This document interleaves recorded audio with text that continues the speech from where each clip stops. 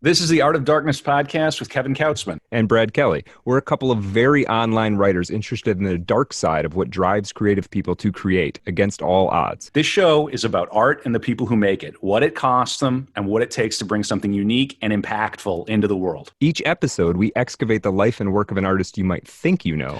Don't worry, they're all safely dead. On every episode, we try and find out just what the hell was wrong with them and how they worked through their darkness to create something that lives on after them and continues to move culture. Find us online at artofdarkpod.com and on Twitter at artofdarkpod. All right, we've got some sponsors for the pod now. Wait, what? Every link you need for the things we talk about here is at artofdarkpod.com/sponsors. First up, books.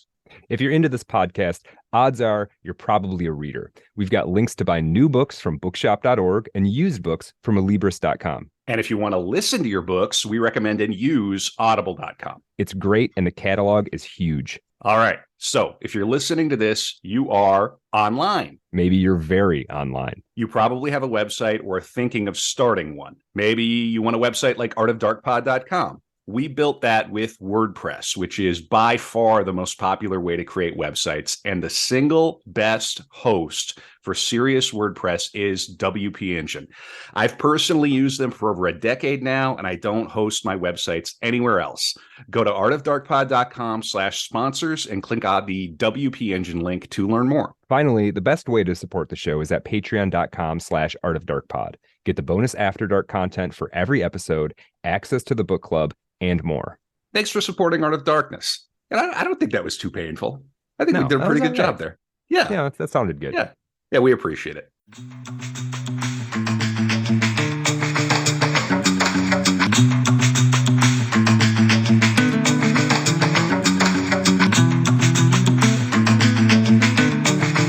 We're back with another core episode of Art of Darkness, the podcast about the dark side of creativity. I'm Kevin Kautzman, joined by Brad Kelly. Brad, how you been? Pretty good, man. Pretty good. Yeah. It's been a while. It's been not a long time, but a little while since we did a core episode. So it's cool to get back in here and do that. Yeah. Core episodes are the bread and butter of Art of Darkness. I see that you have waxed your unibrow in preparation for this episode. I wax it every day, twice a day on important days, big days like this. Yeah. And I've let my mustache grow out. I have been interrogating my colonial tendencies while taking Is it colonial to shave it or grow it out?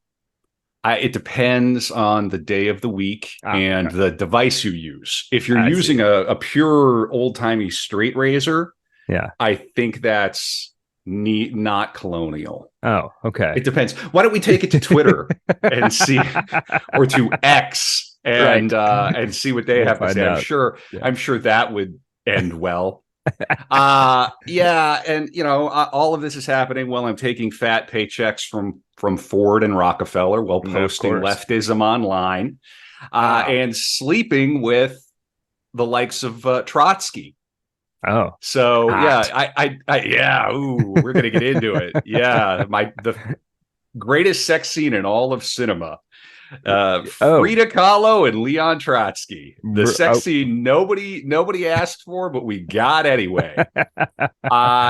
Hopefully you've figured it out by now. We are covering the life and the work of the great Mexican painter Magdalena Carmen Frida Kahlo y Calderon, or as most people know her, Frida Kahlo, on this core episode. I nearly downloaded some language learning software for this one.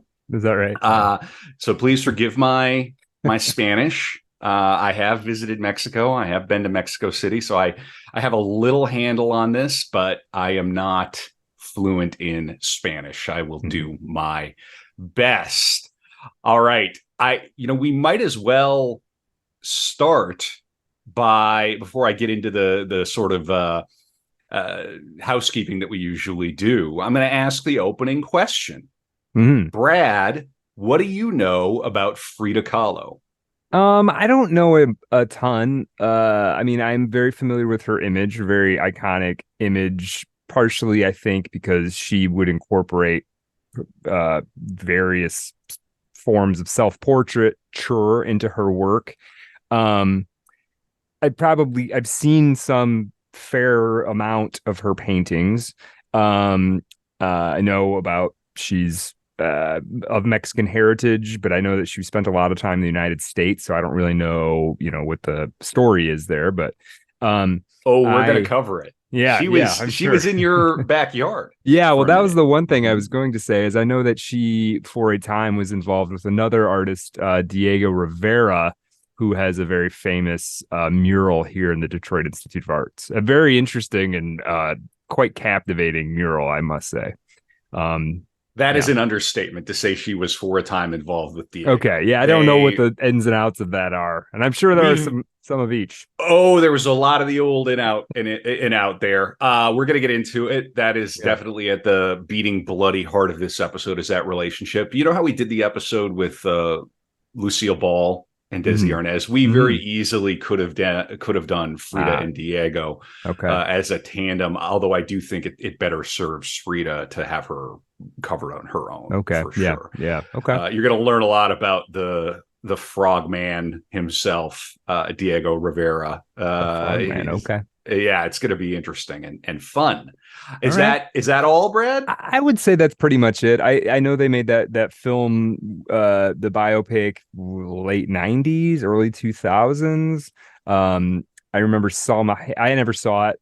Salma Hayek was in it. Some people seem to take some umbrage with that because at the time Salma Hayek was thought to be, one of the most attractive women in the world, and Frida Kahlo, she's not supposed to be a sex object, so. But I never saw the film, so I don't really have any opinions on it. I'm just sort of commenting on the commentary. So Right. And we're going to comment further on the commentary about that film, which I think is kind of the apotheosis of neoliberal kitsch. It came okay, out in 2002, okay, directed by the great Julie Taymor, who is the visionary behind The Lion King on Broadway, hmm. and, brilliant, Hmm. produced by Harvey Weinstein. And Oh so yeah, there was okay, some drama. And that is one of the things we're going to talk about on our After Dark for Patreon. Every episode we do, our Patreon supporters, whom we adore and cherish, get an extra 20 to 30 minutes of content. And on the After Dark today, we're going to be talking about her love affair with Leon Trotsky okay. and a painting she did for him. Hmm. We're also going to talk about her final painting. And we will also talk about the drama and making of that film, which I happened to see in the cinema. Must have been in 2002 when it came out. In hindsight, like, doesn't hold up. Like Okay. a little tricky, little problematic Sure. Yeah. film, Yeah. but Yeah. worth a watch nevertheless. Fair enough. Frida's sort of she's kind of like the Elvis of Mexican painters. She's iconic Hmm. and probably one of the only Mexican painters your average gringo on the street might be able to immediately recognize. Yeah. Yeah. Yeah, that makes sense. And one of I would say a smaller handful of painters who people actually know what they look like. Like that's intertwined with them as an artist. Maybe Salvador Absolutely. Dali, you know. Right. Yeah, that's an interesting comparison. And she did Yeah. have a flirtation with the surrealists, although she Hmm. did not consider herself a surrealist. We will get to it in the All the course. surrealists say that.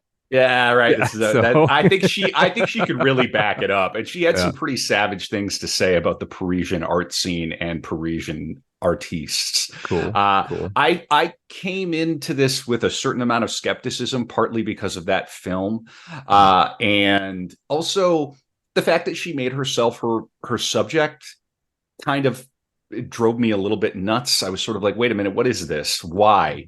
Yeah. Why do you think you're so interesting? Well, it turns out she could back it up, and there's a very, very good reason why she did this, which we will come to. I came away really liking Frida a lot more than when I went in. And Very we're going to cool. have no shortage of darkness. We're going to look at any number of the paintings. Buckle up. Don't worry. We will For those who are just listening, or if you're watching on YouTube, we're not going to like show the paintings on YouTube. I don't think, unless Brad's feeling really ambitious with the editing. I might.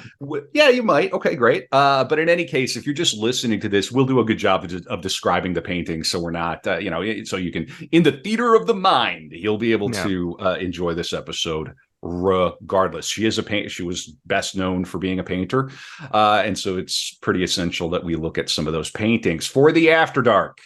And generally, patreon.com/Art of Dark pod. These episodes don't prepare themselves. We put in the work. We're going for half a Crowley this year for 333 Patreon subscribers. At the rate we're going, we're not going to make it. I would love for us to make it. If we don't, we're not going to throw a shit fit, but we would certainly love to get there. And if you can materially support this independent podcast, we would truly appreciate it. Some people have also taken to supporting us directly through PayPal. If Patreon's not your thing, you're like, I don't want to download another app, I don't need to deal with this. If there's an episode that really sings to you and you want to chuck us a buck, go to the website artofdarkpod.com. Also, rate and review. Tell your friends. I mean, this is how this thing grows, as other people listening to it. Absolutely. Let's get the network effect going. We know we have thousands of listeners. If everybody says, hey, check out this episode to 2 or 3 people, that'll really help the pod. And go to Spotify, 5-star it. Go to iTunes, 5-star it. It doesn't cost you anything. I know Brad and I always get a little dopamine hit when somebody leaves a nice review, says something nice. We appreciate it. We are doing rather thankless labor here. We are toiling in the minds of the arts and culture to bring you these episodes. So we genuinely appreciate it. And you can engage with the Art of Darkness community if you want. t.me/Art of Dark Pod. Brad does the Twitter, the X, whatever, at Art of Dark Pod. And we have a book club event coming up for Patreon. Also, we are reading Brad's book, House of Sleep. That is coming up here on August 13th via Zoom for Patreon. Read Brad's book. We're going to get in there and we are going to absolutely mob him with questions. I hope that'll be fun. Yeah, it'll be a good time. And then, of course, that's all getting ahead of the final book club event for the year is a big Blood Meridian special. And I know people really got into what Aaron Gwynn was doing in the ad hoc Blood Meridian episode we did. So if you want more content like that, get ahead of it. Read Blood Meridian. Sign up for Patreon. And get ready to join us for that in December. All right. Yeah. Whew. Okay. So I already asked you what you know about her. And I've said a few things here already. She became a pop cultural icon, like in the 90s and then into the aughts. She's also been claimed by various communities because she was really bisexual. Oh, okay. Like, not a few affairs in college and then it was this was a true part of her identity. So of course the LGBTQ community sort of tries to own her there on that front. Putting that business aside, we'll get to more of it. She was how to say this, her life was so intense. She came out of a period in Mexican history. Literally, she was born along with the Mexican Revolution. And you cannot separate the modern history of Mexico and Mexico City from Frida. That hints to one of the reasons she was justified in painting herself as a subject. I don't know that there was that much narcissism in play. She was very aware of what she could signify as a subject of her own art. And we'll talk a little bit about the Mexican Revolution as well. She was a kind of an underdog and managed to do this incredible work despite some very, very serious challenges. And we'll get to it. Also just, want to say we're learning here too. So we want to be respectful as we try to paint the picture of this woman's life. And again, we have limited Spanish, so just bear with us. We will do our very best. I'm going to mention the source material, then get into the biography. So we have the great biography by Hayden Herrera, just called Frida, a biography of Frida Kahlo, now a major motion picture from Uh, Miramax Films. oh, they put okay. You Yeah. don't usually see the biographies with the movie tie-in covers, but okay. This biography is a banger, and if you like this episode and you really want to have some more freedom mania in your life, this is the book. Just get this. And we've read a lot of biographies for this podcast so far. We plan to read quite a few more. Some are better than others. This one is a standout biography. One of the things he does very well is incorporate her letters into the text of the biography, which I think is a very nice touch. You'll get 4 pages of her letters at a certain point. And I really appreciate that because we get her voice. I also have a book called Frida by Frida, which is her letters. So I've got a few more from there. But by and large, I'll be pulling from the Frida biography, and Wikipedia will serve as kind of give me the spine of the bio, as I like to say. For these figures who are more well covered, I know Wikipedia is tricky, but it does give a kind of general outline of a life. So I find it helpful. All right, Brad, let's talk about her revolutionary childhood. Magdalena Carmen Frida Kahlo y Calderón was born. It's like an acting warm-up. She was born on the 6th of July in 1907 in Coyoacán, which at the time was a village on the outskirts of Mexico City. They call it a suburb. Now it's in Mexico City. I've been there. Very interesting little part of the world. You ever been to Mexico City, Brad? I haven't been to Mexico City. I've been to Mexico a couple times, but never there. Mexico City is mind-blowing. Mexico City is one of these global cities like London or New York that is its own universe that you could spend a lifetime in. Really, it's quite high on my list. I mean, it's huge, and it's got these for an American Midwesterner, it's got these anomalous qualities. And I'm not just talking about it being Mexico. It seems we don't really have a city like Mexico City in the United States. They have a really vibrant like nightlife, and also like goth cafes. It's a very interesting place to be. Yeah. We should go down and see like a UFC fight sometime. If they do another one, that'd be interesting. To say the chuddiest possible thing I could say on this core episode, that would be a trip. Well, in any case, cool. Maybe one day, and then we could go visit her house, which has been turned into a museum. Very cool. I'll talk a little bit more about that. So she stated that she was born at the family home, La Casa Azul, the Blue House, but according to which is where she would die as well. And in Mexico, they have a saying that it's a blessing to be born in, or to die in the house you were born in, something to that effect, which I think is interesting. According to the official birth registry, the birth took place at the nearby home of her maternal grandmother. Kahlo's parents were a photographer, Guillermo Kahlo, who was born in 1871, and Matilda Calderón y González. And they were 36 and 30, respectively, when they had her. Originally from Germany, Guillermo had immigrated to Mexico in 1891 after epilepsy caused by an accident ended his university studies. Wait, Guillermo is a German? Guillermo is a German. He took the name Guillermo. I can't recall off the top of my head what his German name, but he took.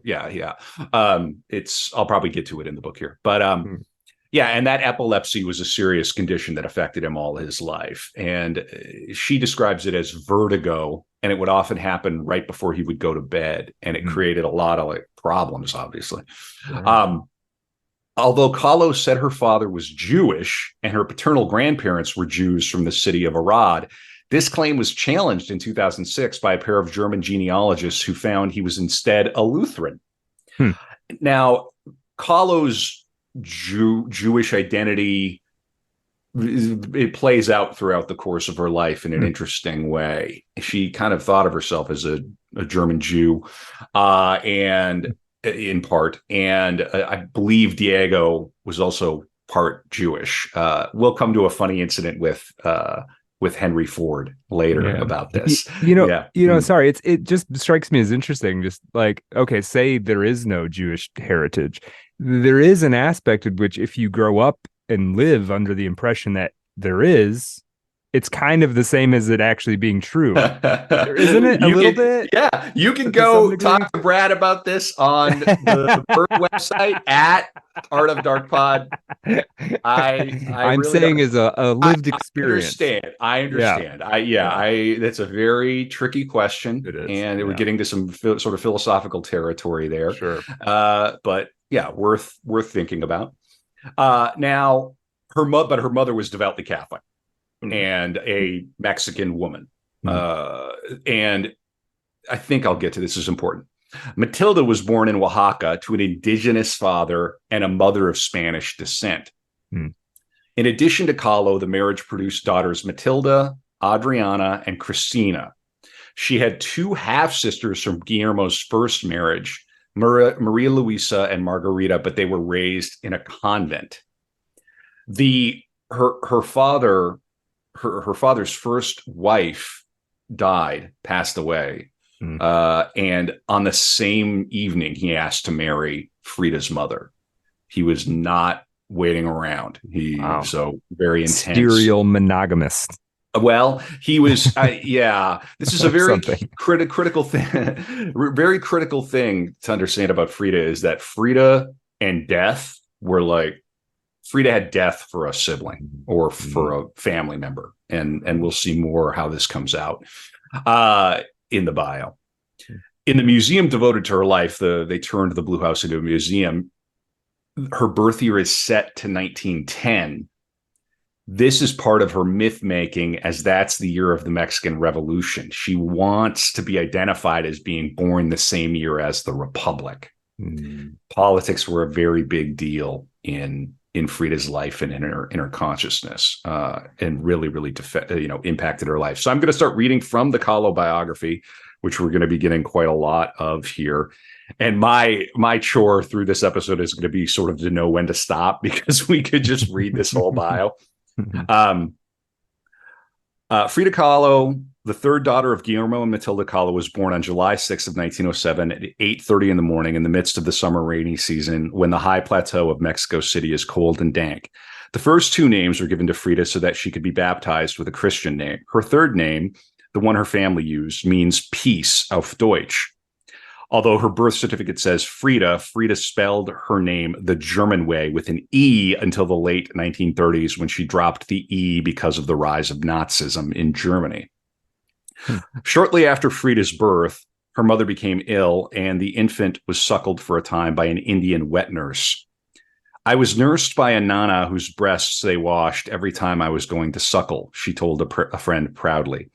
Years later, when the fact that she had been nourished by an indigenous woman's milk became crucial to her, she painted the wet nurse as the mythic embodiment of her Mexican heritage and herself as an infant at her breast. When I read further from this book, this may come out again, but I do want to touch on this because it's important. Around this period in Mexico, there was a very concerted effort to embrace the indigenous heritage of the Mexican people and to create a Mexican identity, because the elite who were overthrown in the revolution, which we'll see, saw everything Mexican as backwards and kind of dirty and dysfunctional, and everything high status was associated with Europe. And this is a thing in the so-called New World, in the Americas. That's still in play. There's still a certain amount of that. But one of the things you notice when you go to Mexico City is how not totally, but how much more integrated the indigenous identity is in their public art, in their museums, and sort of in their general awareness and context of the place. It creates a really kind of for a gringo, a really kind of mysterious contrast. The Native American Museum in DC is kind of over there, right? In Mexico City, it's like right everywhere. I mean, and of course, Mexico City is built on the ruins of an ancient empire, rivaling practically anything that existed. So just a different vibe. For sure. All right. Perhaps because of Matilda Kahlo's health, as she neared middle age, she began to suffer from seizures or attacks resembling her husband's. Or perhaps because of her temperament, Frida and her younger sister Christina were cared for largely by their older sisters, Matilda and Adriana. And whenever they were at home, by their half sisters, Maria Luisa and Margarita, who had been placed in a convent when their father remarried. 3 years after Frida's birth, the Mexican Revolution broke out. All right. And I have a little bit about that. But first, Kahlo would later describe the atmosphere of her childhood home as often very, very sad. Both parents were often sick and their marriage was devoid of love. Her relationship with her mother, Matilda, was extremely tense. Kahlo described her mother as kind, active, and intelligent, but also calculating, cruel, and fanatically religious. Her father, Guillermo's photography business suffered greatly during the Mexican Revolution, as the overthrown government had commissioned works from him, and the long war limited his number of private clients. I don't want to put you on the spot here, Brad. Well, wait, before I do. Her father would merit a Wikipedia of his own, regardless of the association with Frida. Yeah, he was like kind of the court photographer for the government, and a very serious and competent photographer. His work is pretty amazing. He did a lot of photography of architecture, and of course this was a period where, like, being a photographer would be like being a high-end web developer or something. Like now, like it was like technical, aesthetic. There's a brand new Gee Whiz, and not everybody with a phone in their pocket, who could go and do this. So a very serious artistic practice. So she did come from an artistic family in a sense. Brad, what do you know about the Mexican Revolution? What did your many years in the American public school system tell you about la Revolution? I mean, I'm aware of it. I know that it is happening around this time in the 19 teens. And my understanding is that it is, the current Mexican government is essentially formed or given birth to then, but like in terms of details, I'd be out over my skis and trying to give you many details, to be honest. And that's part of, I think, the fun of Art of Darkness is that we're also learning. And I certainly, prior to this and even now, I don't know if I could stand and tell you about the Mexican Revolution for 30 minutes, but I want to learn and I want to share with the audience.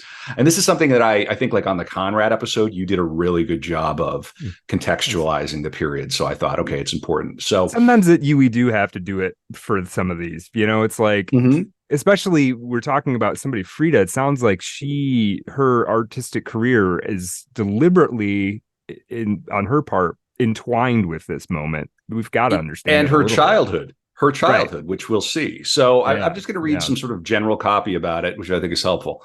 The Revolution of 1910 was a major armed conflict that took place in Mexico that lasted roughly 10 years.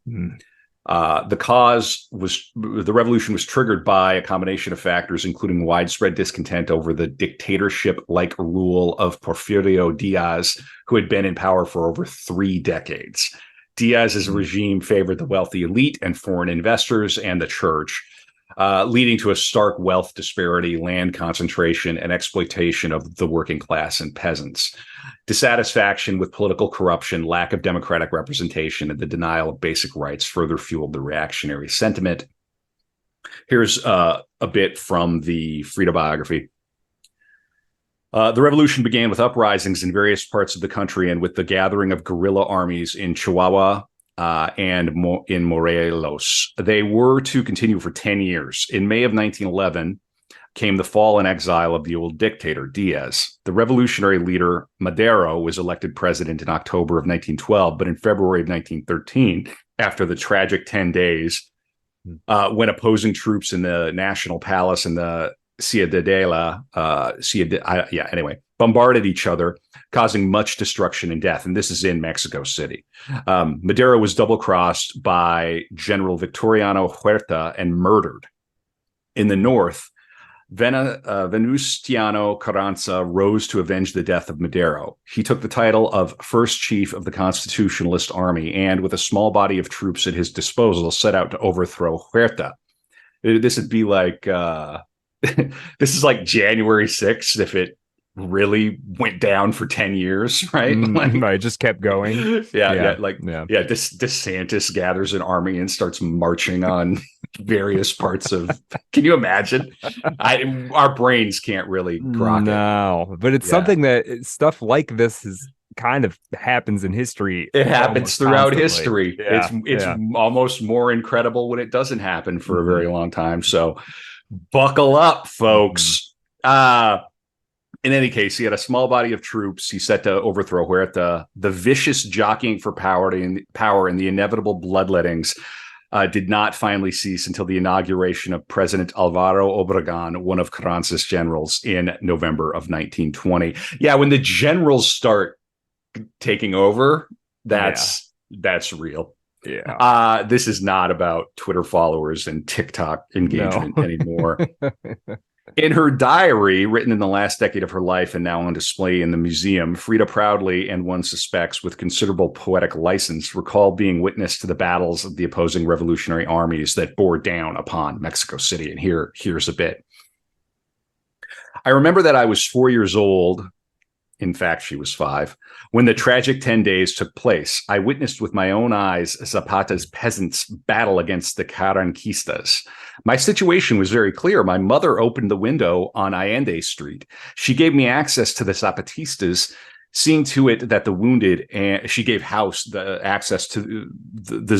Zapatistas access to the house. Mm-hmm. Seeing to it that the wounded and hungry jumped from the windows of my house into the living room. She cured them and gave them thick tortillas, the only food that could be obtained in Coyoacan in those days. We were 4 sisters, Matita, Audrey, me, and Christy, the chubby one. In 1914, bullets just hissed. I still hear their extraordinary sound. In the market of Coyoacan, propaganda in favor of Zapata was made with corridos, so revolutionary ballads, edited by a famous printmaker, Posada. On Friday, these ballad sheets cost 1 centavo, and enclosed in a great wardrobe that smelled of walnut wood, Christy and I sang them, while my mother and father watched out for us so that we could not fall into the hands of the guerrillas. I remember a wounded Carranquista running toward his stronghold near the river of Coyoacan. From the window, I also spied a Zapatista with a bullet wound in his knee, squatting and putting on his sandals. Yeah. So kind of intense. Yeah. Let me see here. She was known as a bit of a prankster, and let me read a little bit about what her mother was like, and then we'll get to the pranks. This is her talking about her mother.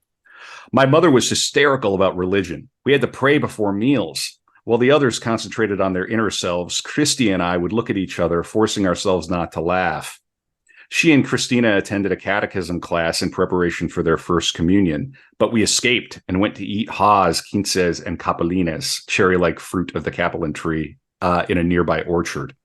So she was never super religious, as far as I'm aware, although it was a huge part of her identity. It may have changed later, but in any case. When the time came to go to school, Frida and Christina went together. When I was 3 or 4 years of age, they sent Christy and me to a kindergarten. The teacher was old-fashioned with false hair and the strangest dresses. My first memory is of this teacher. She was standing in front of the dark classroom holding in one hand a candle and in the other an orange, and explaining how the universe worked, the sun, the earth, and the moon. It made such an impression on me that I urinated. They took off my wet pants and put on the pants of a girl who lived across the street from my house. Because of this, I took such a dislike to the girl that one day I brought her near my house and I began to strangle her. Her tongue was already out of her mouth when a baker passed by and freed her from my hands. And the biographer here says she's maybe exaggerating, but she was a prankster, and that would continue for her entire life. She had a wicked kind of sense of humor. Let's see here. Once her half-sister Maria Luisa was sitting on the chamber pot. In play, I pushed her and she fell backward with the pot and all. This time the victim retaliated. Furious, she said to me, "You are not the daughter of my mother or my father." They picked you up out of a trash can. Uh, the statement impressed me so much that I changed into a completely introverted creature. From then on, I had adventures with an imaginary friend. Let's see. Such rebuffs did not deter Frida for long. She even dared to tease her father, poking fun at his punctilious German ways by calling him Herr Kahlo. By the time she was graduated from like quote unquote high school, which was really a college, I think she was reading 3 languages. Oh, wow. Okay. German, Yeah. Spanish, and probably French. Cannot overstate how cosmopolitan this life was in 1910 in Mexico City. Like relative to what my ancestors were doing in 1910 in North Dakota, this is giga cosmopolitan, super educated, elite. But yeah, so just a kind of a wild thing to think about. Let's see. It was she who played a leading role in the episode that perhaps more than any other demonstrates the unhappiness in the Kahlo household during the years when the sisters were growing up. Frida tells the story. When I was 7, I helped my sister, Matilda, who was then 15 years old, to escape with her boyfriend to Veracruz. I opened the balcony window and later closed it again so that it looked as if nothing had happened. Matita was my mother's favorite, and her flight made my mother hysterical. When Maddie left, my father did not say a word. 15 years old, her older sister, she's 7, her older sister's 15. Older sister elopes. Jeez. All right. So let's also remember, okay, super cosmopolitan, but grown up college age mentality at 15. Right. Ish. Both Right. like for Frida and her older sister. Different world. For some years, we did not see Matita. One day, while we were on a streetcar, my father said to me, "We'll never find her." I consoled him, and in truth, my hopes were sincere, for a friend had told me, "There is a married woman who looks very much like you living in the Doctores section of town. Her name is Matilda Kahlo." In the back of a patio in the 4th room of a long corridor, I found her. The room was full of light and birds. Matita was bathing herself with a hose. She lived there with Paco Hernandez, whom she later married. They enjoyed a good economic situation, and they did not have children. The first thing I did was to tell my father that I had found her. I visited her several times, and I tried to convince my mother to see them, but she did not want to. It was a long time before Frida's mother forgave her eldest daughter. Matilda used to come home bearing gifts of fruit and delicacies, but since her mother refused to let her in, she left her offerings at the door. Later, when Matilda was gone, Senora Kahlo would take the presents into the house. And we're getting a little out of order here, but it was not until 1927, 12 years later, that Frida could say that Maddie now comes into the house and peace had been made. Very, very hard. Let's talk a little bit more about her relationship with her mother.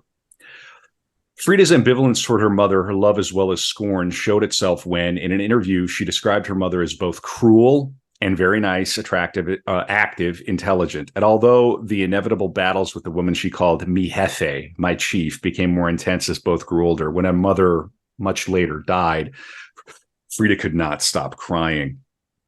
As a small child, Frida was a chubby imp with a dimple in her chin and a mischievous glint in her eye. A family photograph taken when she was about 7 shows a marked change. She is thin and gangling. Her face is somber, her expression withdrawn. She stands alone behind a bush as if she wished to hide. The reason for the change was illness. When Frida was 6 years old, she was stricken with polio. Oh, no. She was to spend, you know what polio is? Could you describe it if you had to? Yeah, I mean, it's a pretty serious disease. I know it leads to, I guess I really don't know what it does, but I know people have serious like disabilities from it, like limbs stop working. And it's one of those things, I think once you get it, it's kind of with you or it can come back on you years later. It's caused by a virus, and it's a virus in the spinal cord, and that can cause paralysis. It's a very serious disease. So here she is at 6 years old, and this happens, and she says, well, she had to spend 9 months confined in her room. All right. Lord. So you know how we do the bingo card? which you can find at the website, artofdarkpod.com. We're gonna punch that bingo card on this episode. Have no worries. You've got a serious, I don't know if serious childhood illness is on this year's card, but it's here we are. Yeah, it all began with a horrible pain in my right leg from the muscle downward. They washed my little leg in a small tub with walnut water and small hot towels. The curious combination of being at once self-fascinated and outgoing that characterized Frida as an adult may have begun in the sick child's exacerbated awareness of the discrepancy between the inner world of daydreams and the outer world of social interchange. The dream of having an imaginary friend, a consoling confidant, never left her. And she wrote, I must have been 6 years old when I experienced intensely an imaginary friendship with a little girl more or less the same age as me. On the glass window of what at that time was my room and which gave onto Allende Street, I breathed vapor onto one of the first panes. I let out a breath, and with a finger I drew a door. Full of great joy and urgency, I went out in my imagination through this door. She's doing magic. Mm-hmm. I crossed the whole plain that I saw in front of me until I arrived at the dairy called Pinzon. I entered by the O of Pinzon, and I went down in great haste into the interior of the earth, where my imaginary friend was always waiting for me. I do not remember her image or her color, but I do know that she was gay. She laughed a lot, without sounds. She was agile, and she danced as if she weighed nothing at all. I followed her in all her movements, and while she danced, I told her my secret problems. Which ones, I do not remember. But from my voice, she knew everything about me. When I returned to the window, I entered through the same door drawn in the glass pane. When, for how long had I been with her? I do not know. It could have been a second or thousands of years. I was happy. I blurred the door with my hand, and it disappeared. I ran with my secret and my joy as far as the furthermost corner of the patio of my house, and always in the same place under a cedar tree, I cried out and laughed, surprised at being alone with my great happiness and with the so vivid memory of the little girl. 34 years have passed since I experienced this magic friendship, and every time that I remember it, it revives and becomes larger and larger inside of my world. Later, she would say, yeah, we got a deep soul here, don't we? Yeah. Later, she would say, I'm not a surrealist. I draw my reality.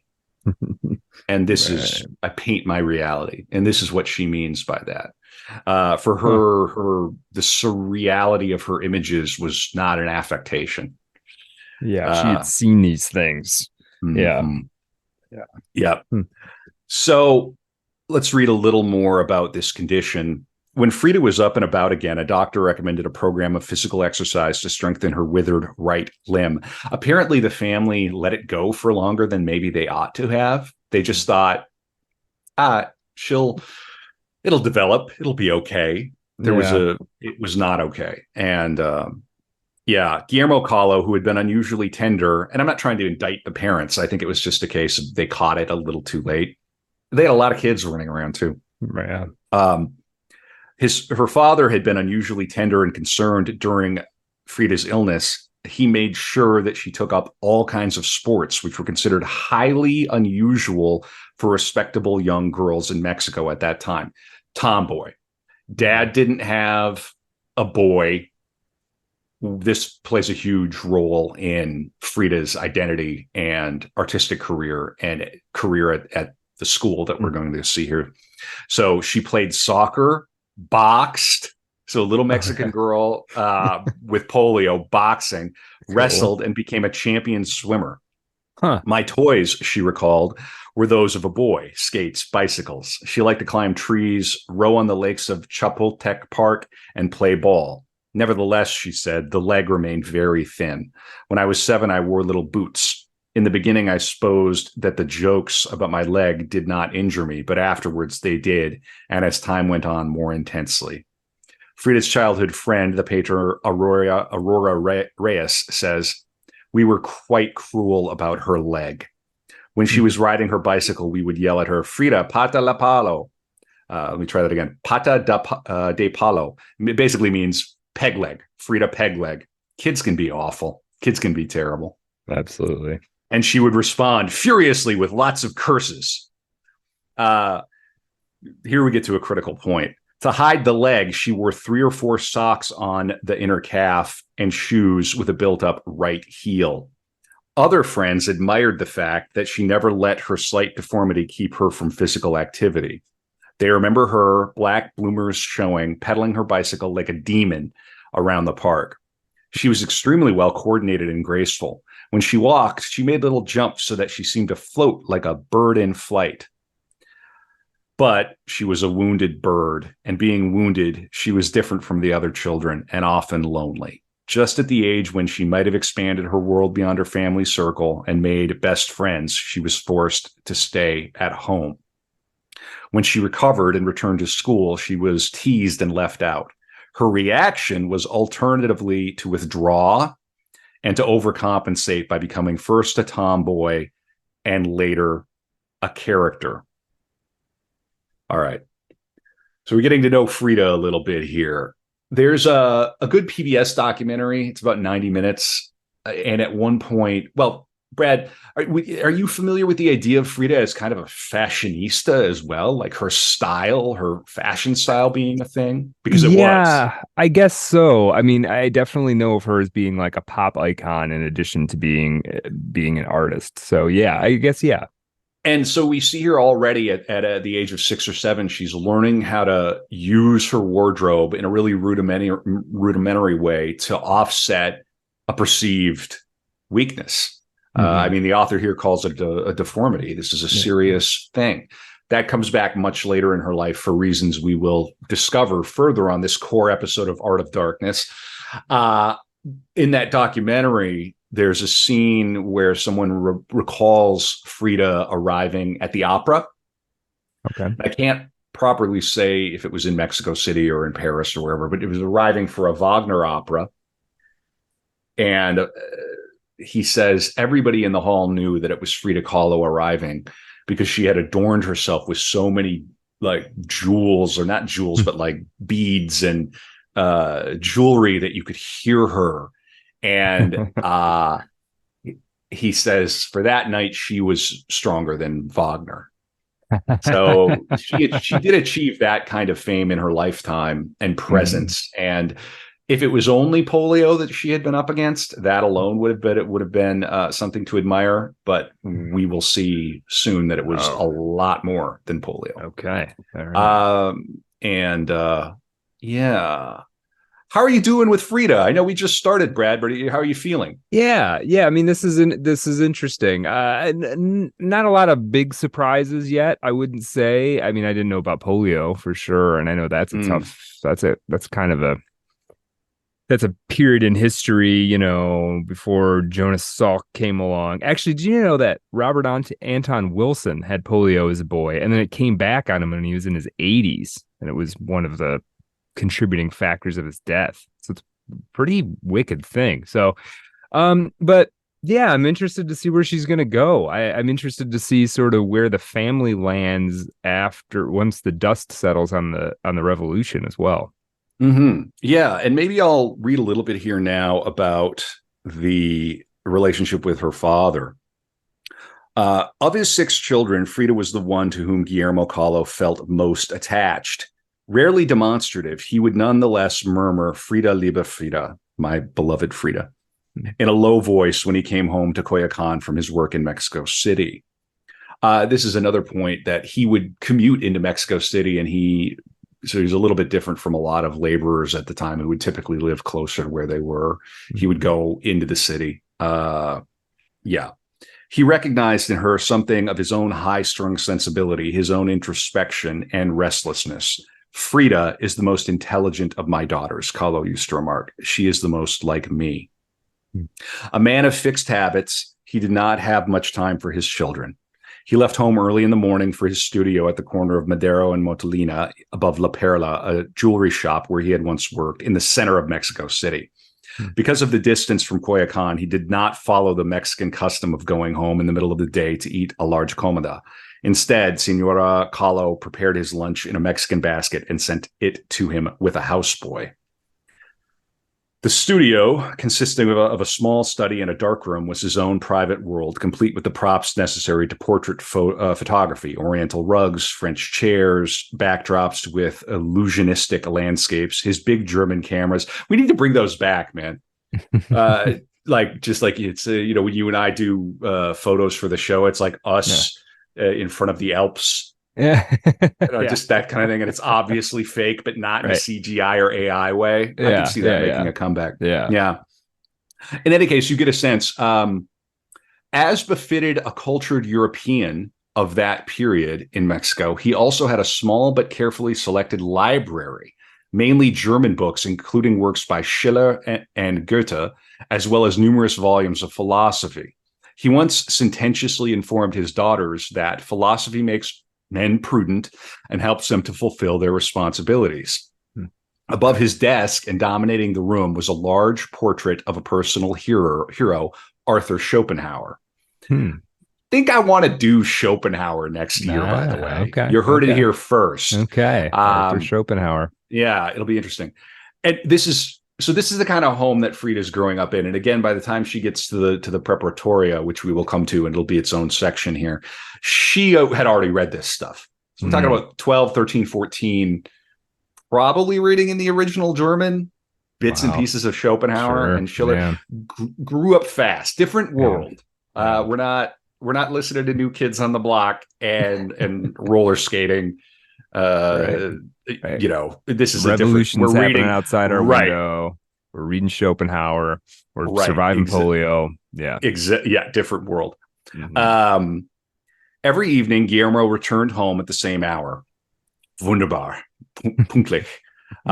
Solemn, courteous, and a little severe, he greeted his family, then went directly into the room that housed his German piano and shut himself in for an hour. Man, tell me about it. I feel that. You'll be seeing me coming from a new Art of Darkness studio here within the next month or so. I have rented a room of my own, Brad. Yeah, will there be Oriental rugs and French chairs or whatever in the background? It's a great idea. If somebody wants to support Oriental rugs for the new Art of Darkness studio, you know where to find us. Buy us a life-sized Schopenhauer portrait. Wouldn't that be funny? It would just be like, instead of the Art of Darkness print behind me, it's just Arthur. And then every week it changes, and then it's Nietzsche, and then it's our Lord and Savior Jesus Christ, and then it's who else would be funny? Werner Herzog. Just every week it changes. That sounds complicated. Her relationship with her father is super important, so I'm going to read a little more. His passions were Beethoven first, then Strauss, and the strains of the Blue Danube would be just audible through the thick walls. When he emerged, he ate alone with his wife, waiting on him in silence. After supper, he played the piano again, and before retiring, he always read. Although Kahlo was not intimate with his children, he was attentive to his favorite. He stimulated Frida's intellectual adventurousness, lending her books from his library and encouraging her to share his curiosity about and passion for all manifestations of nature. She was going to be a doctor. That's what she wanted. And we'll see she dabbled with doing kind of medical / nature style drawings. And when we finally do get around to looking at some of the paintings, keep that in mind because it is there. So he inspired a passion in her for stones, flowers, animals, birds, insects, shells. On occasion, Frida and her father would go to nearby parks, and while Kahlo, who's an amateur painter, painted watercolors, she spent hours collecting pebbles, insects, and rare plants along the river's edge. These she would take home to look up in books, to dissect, and to peer at under a microscope. When she was old enough, her father shared with her his interest in Mexican archaeology and art and taught her to use a camera and to develop, retouch, and color photographs. Although young Frida did not have much patience for this work, something of her father's fastidiousness, his concern for minute surface details, would later appear in her own paintings. So, how to make an artist. We've got a little cauldron brewing here for little Frida. Yeah. Okay. Cool. Good. So let's do a little more, and then we'll get to the first painting pretty soon, which I'm excited about. In fact, Brad, if you want to sort of get ready by pulling it up, and if you're listening and you want to follow along with looking at the painting, go ahead. You don't need to. The first painting we're going to look at is a 1936 painting called "My Grandparents, My Parents, and Me," and there is a great website called FridaKahlo.org. So if you go there, all of these paintings are there, but we'll come to it in a few minutes. If you want to crack it open, Brad, you have it ready. Yeah. I do. Okay, cool. Click the link. It's opening. Yeah. Perfect. All right, great. Got it. Again, that painting is "My Grandparents, My Parents, and Me." We'll look at that in probably 3, 4, 5 minutes. All right. So we talked about her polio, talked about her father. Because of the polio, she began school later than her peers. Along with her younger sister, Christina, she attended the local kindergarten and primary school, which we talked about, and then she was homeschooled for the 5th and 6th grades. When Christina followed their sisters, while Christina followed their sisters into a convent school, Kahlo was enrolled in a German school due to their father's wishes. She was soon expelled for disobedience and was sent. See, and you can already tell there's a difference there, right? Dad wants her to go to the German school. Dad wants her to speak German. Dad wants her to read Schopenhauer auf Deutsch. Mm-hmm. Dad has plans for her that are going to be decidedly, let's say, gender coded as masculine. Right. The stuff a boy might do, Frida's going to do. Yeah. Pretty very interesting and intense, right? Now let's go. So she was soon expelled for disobedience, and let me tell you, you can be dispelled in English or expelled in English. Being expelled auf Deutsch, yeah, that hits different when you're getting expelled in the German language. Trust me. Yeah, ich weiß. All right. It gets worse though. She was sent to a vocational teacher's school. Her stay at the school was brief, as she was sexually abused by a female teacher. Okay. Wait, how old would she have been about? At the age of 13. 13. The gym teacher at the school, and I have to tell the Woody Allen joke. Those who can't teach. Those who can't teach gym. Ever heard that? Yes. Yeah. Sorry to the Eddie gym teachers out there. It's just an old hack Woody Allen joke. By law, I'm required to tell that joke.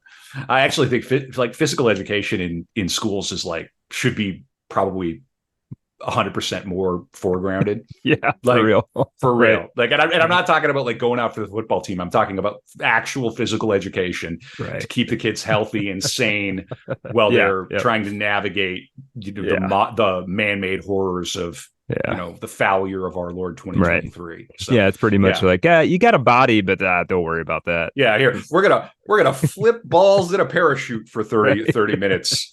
Half of the kids are on different medications, and God bless America. Yeah, now go eat your processed. Right. Now go eat your slop. All right.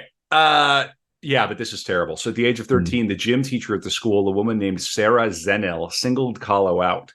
Zenel decided she was too fragile for sports and pulled her out of class. Shortly after, Zenel initiated a sexual relationship with Kahlo. And this comes from Vanity Fair. I'm going to read a little bit about this here, and then we'll look at the next painting, or the first painting. So there is an article here in Vanity Fair. Well, actually, this is from grunge.com. And let me find here it is. The sexual abuse continued until Kahlo's mother found compromising letters between Kahlo and Zenel. And this seems to suggest that it was at the German school, but the Wikipedia indicates that it was at a vocational school. So I'm not quite sure which one it is, but in any case. So let me read from the Vanity Fair article. Kahlo also intimated to Campos that her first sexual experience occurred at age 13 with her gym and anatomy teacher. Oh God. Yeah. That's just drum roll, please. Budum ching. Yeah. Had my first sexual encounter with my anatomy teacher. Yeah. Ugh. Yeah, noticing her stricken leg, she pulled her from sports and initiated a physical relationship. And then when Frida's mother discovered these letters, which seemed to suggest that maybe it might have been, it might have been half mutual, but at the age of 13, there's no consenting. This was really important though, because this is where she ends up at the preparatoria. Her mother removed her from that school where the abuse was happening. And we're going to talk a lot about the National Preparatory School. She would be one of 35 girls at that school with a class size of 2,000. And she joined a little gang. They called themselves the Cachuchas after the hats that they would wear. And that is going to be an entire chunk of this episode, which we'll come to. Okay. Let's look at this painting together. Sure. So my grandparents, my parents, and me. And just real quickly, Brad, what do you see in this painting when you look at it? Well, it's kind of like a takeoff of like a family tree situation. It looks like it's got would be her grandparents on either side, sort of up in the clouds, and then showing them, in the typical almost like bracket format in these ribbons coming down. Then the two people who I'm going to assume are Frida's parents, and then in the sort of foreground, there's a small naked child holding the ribbon that kind of ties this all together. And the child's kind of standing. The scale is very interesting. There's very like differing depths of field that aren't necessarily congruous. And then you've got this small child standing in what looks to be a courtyard. The thing that really jumps out to me, I see two things that are really striking. I mean, the whole thing it's very competently done, but two things that are very striking. Her mother, who I'm assuming is Frida's mother, is she's wearing a white dress, looks like a wedding day, but you can see the fetus inside of her. It's like showing maybe it's Frida or another one of the children. You can see that inside of her. And then below that, it looks like sort of just on the grass, there's what looks to be sperm impregnating an egg. Yeah, fertilizing an egg. Yeah. So indeed.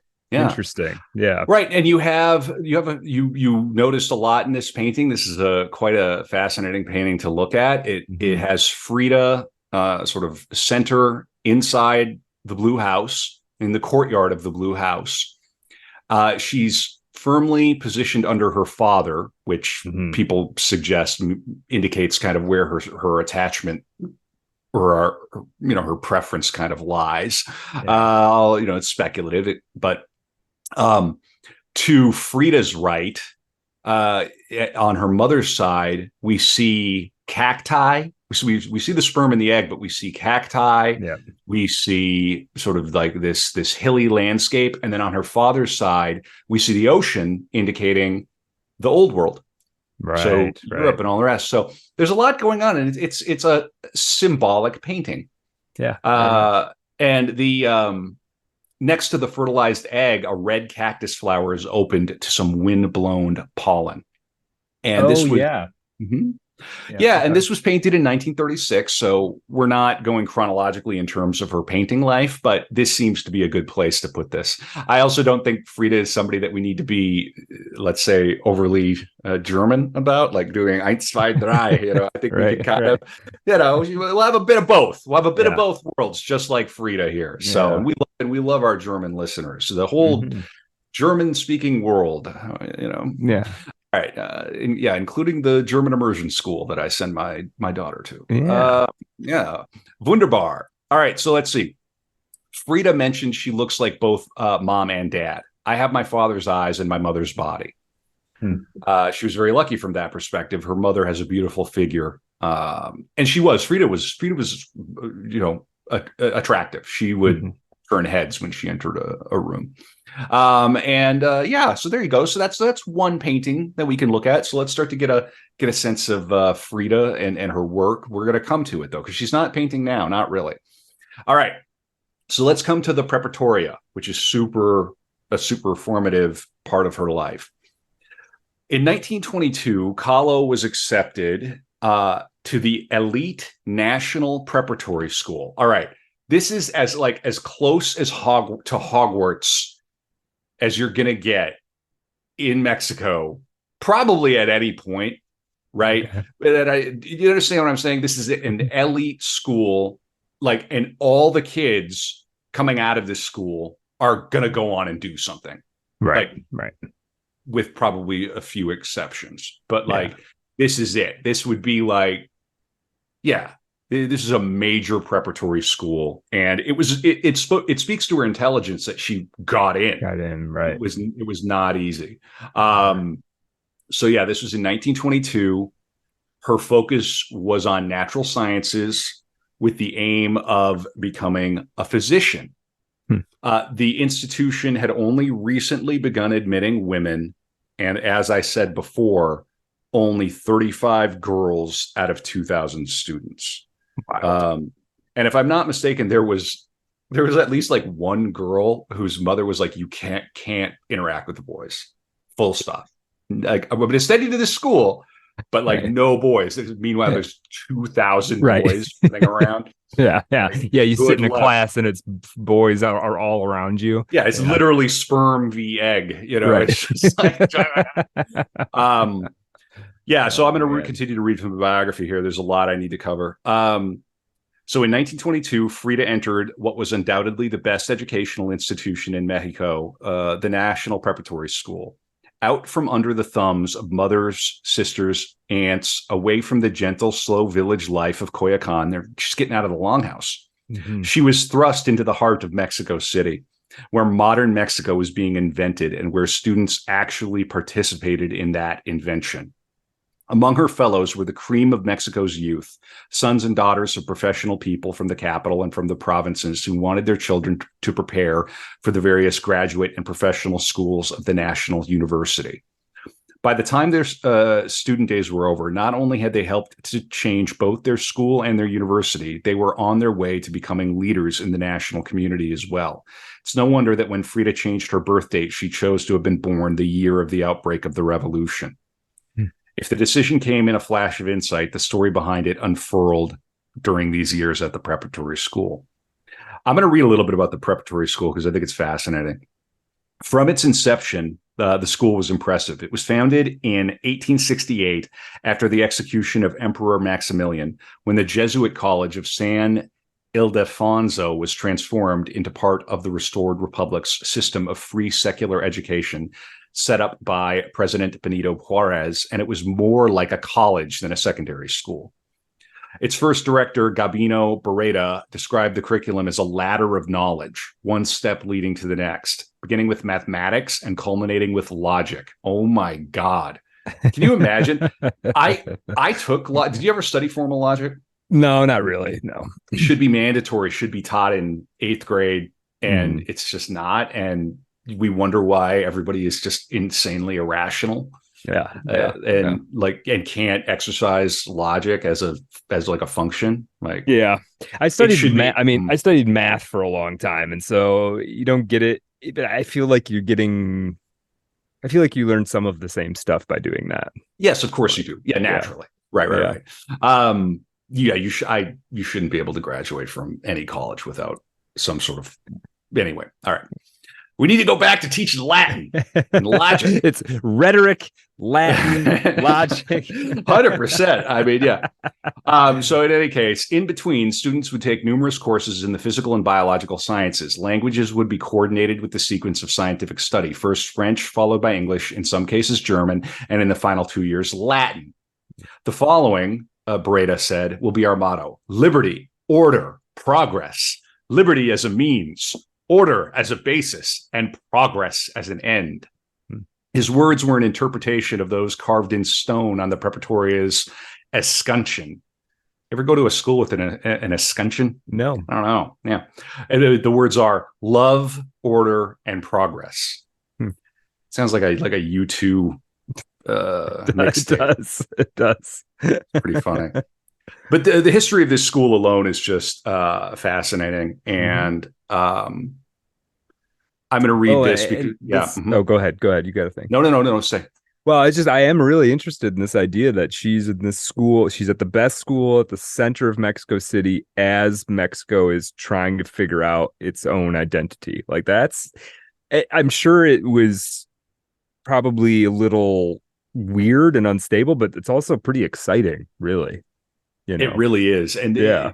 This author, Hayden Herrera, does a fantastic job of visiting that excitement on you. And if you're epic, impossible nerds like us, if you're nerd respecters, you're an Art of Darkness listener. So I suppose you're hopefully you've made it this far through this episode, at least. Hopefully you're on board. It's the kind of excitement that again, she tried to capture in Harry Potter. There's like, for nerds like us, it is literally magical to go to school. Like wait, now this is going to be hard, but you're telling me I get to study philosophy for 4 years. Right. That's what you're telling me. Yeah. Yeah. You know, like for some people, that's exciting. This is something that gets lost in mud discourse too online. Like, because the institutions have all been hijacked by subversives and proto-communists and careerists and some of the worst people in the world. But like, fundamentally, some kid straight off the farm in Wyoming gets into the University of Iowa or Texas, or much less Yale or Harvard. And you tell that kid, hey, you're gonna study. You get to study English for 4 years. There is a segment of the population, and it's not huge, but it's not small, where that is where they belong. Right. It's a good thing. Yeah. Right. Yeah. Totally agree with that. In any case, that excitement comes over here, where I go, wow, what a place for Frida to find herself. Yeah. We get kind of lost in the turning it into just strictly job training. It should be preparing you for being able to take care of yourself, of course, but yeah, this sort of one-to-one, why do I have to take this class? Yeah. Right. Well, and it also shouldn't cost $250,000. Right. Well, that exactly. This is for the podcast Down by the Docks. Yeah, that's right. That's right. All right. So we need to get into what's going on at the Preparatoria here. So this is going to be a bit more about Obregon, the prime minister or the president. Upon his election in 1920.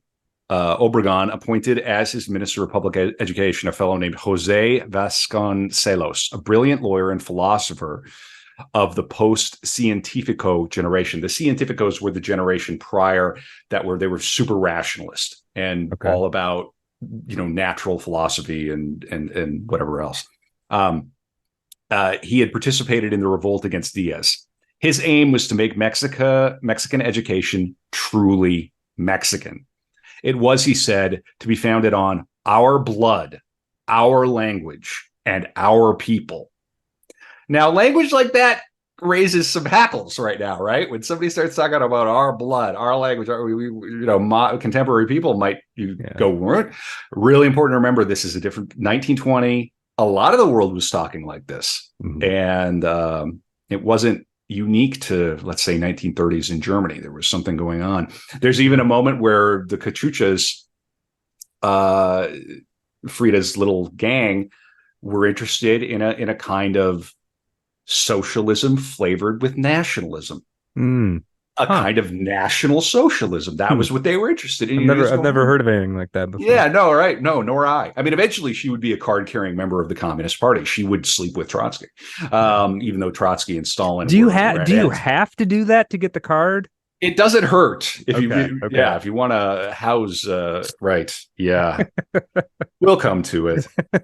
But this is super important. So, launching a crusade to make Mexico literate, he ordered the construction of 1,000 rural schools and then marshaled an army of teachers to take books and the flag into the hinterlands. He equipped libraries, constructed playgrounds and public swimming pools, and organized open-air art schools. It's kind of what we're doing.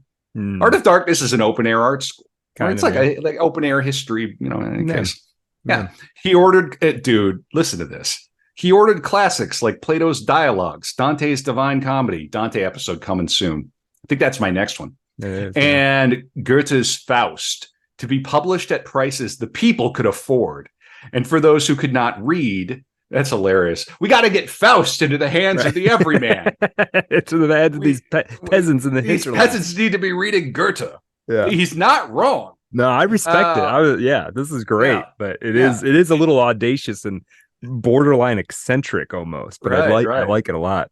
And for those who could not read, he arranged free concerts and contracted with painters like Diego Rivera. And here we meet Diego. We're going to meet him. He plays a huge role in the rest of this episode, and others to work at mason's wages.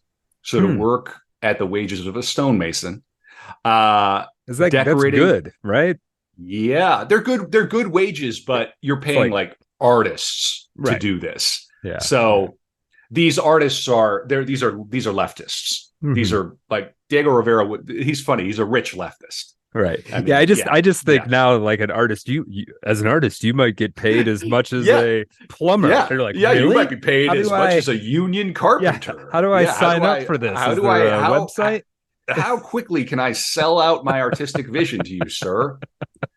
But in any case, they were to decorate public walls with murals that glorified Mexican history and culture. Art, Vasconcelos believed, could inspire social change. I don't think he's wrong. No, I just think it's misused. He was a philosopher, and it's also pandering, and it's gotten out of hand. His was a philosophy of intuition, opposed to the logic and empiricism that the Científicos had revered. Men are more malleable when approached through their senses, he said, as happens when one contemplates beautiful forms and figures or hears beautiful rhythms and melodies. His mystical belief in the greatness of Amerindian man was epitomized in his words, "The spirit shall speak through my race." Okay. So, yeah, this is the world that she's sort of coming into. Now, a little bit more about the Preparatoria. Let's see here. Someone who she knew, a fellow named Andres Eduarte, knew Frida at the Preparatoria. This is what he said. That was a time of truth, of faith, of passion, of nobility, of progress, of celestial air, and of very terrestrial steel. We were fortunate together with Frida. We were fortunate, the young people, the boys, the children of my time. Our vitality coincided with that of Mexico. We grew spiritually while the country grew in the moral realm. Not your local public school down the corner. No. Although those also can be places of tremendous happening. But this feels like we've landed on a moment in time. Yeah, it's the sometimes. School, but it's also the time and the place. It's all coming together. She's sort of at the very center of something cultural. Pretty, yeah, something very cool. Yeah.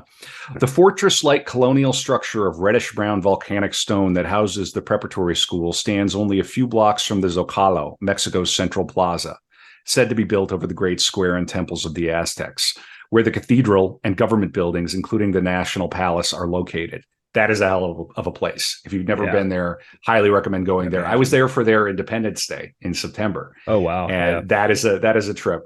Mexico City is very cool. Highly recommend. I had no idea that this school was here while I was wandering around. It's an overwhelming place. They built that cathedral, if I'm not mistaken, out of the bricks of a pyramid that they tore down. As if you can't make a more like a finer point about what you're doing there. Yeah. Well, that's like you talked earlier about her doing magic with her art, right? Like making this piece of drawing the door and then passing through it. I mean, Mexico, it seems like it's doing something like that en masse, right? We're going to break this stuff down and we're going to, it's getting me all sort of goosebumpy to be. It's a vibe, man. I mean, maybe we might need to go to Mexico City for another darkness trip at some point. It's a hell of a town, man. I'd love to see it. Yeah. Maybe we do that. That could be fun. Yeah. In Frida's day, this was also the university district, and near the Preparatoria were numerous stores, restaurants, public gardens, and movie houses, as well as various other schools, such as the Escuela Miguel Lerdo, outside which Preparatoria boys gathered each afternoon at 5 to wait for their girlfriends to emerge. You can paint a scene, right? Yeah. Street vendors found hungry customers for carnitas or nieve or churros, and organ grinders filled romantic young ears with the sweet, sad tunes of Agustin Lara. The Preparatoria's arcaded patios were a playground, a podium, and a battlefield. The gymnastics teacher would shout, 1, 2, 1, 2, as an army of feet jumped together and apart, and the walls resounded with the school's cry. I don't know what this is, but it's sheets, poom, huya, huya, chachun, chachun, ra, ra, huya, huya, preparatoria. How'd I do? Yeah. It's okay, I guess. I don't know. Yep. Yeah. All right. Yeah. If we have Mexican listeners, I know we do. Please give Brad a hard time on Twitter. Hey. Yeah. Brad can forward me the message. Actually, best thing to do, subscribe to Patreon, because I man that. Patreon.com/ArtofDarkPod if you want to give me a hard time for my Spanish. In the patios, too, could be heard the earnest but passionate tones of youthful orators arguing for student rights or declaring their allegiances, right, left, center, while pranksters plotted mischief in dark stairways.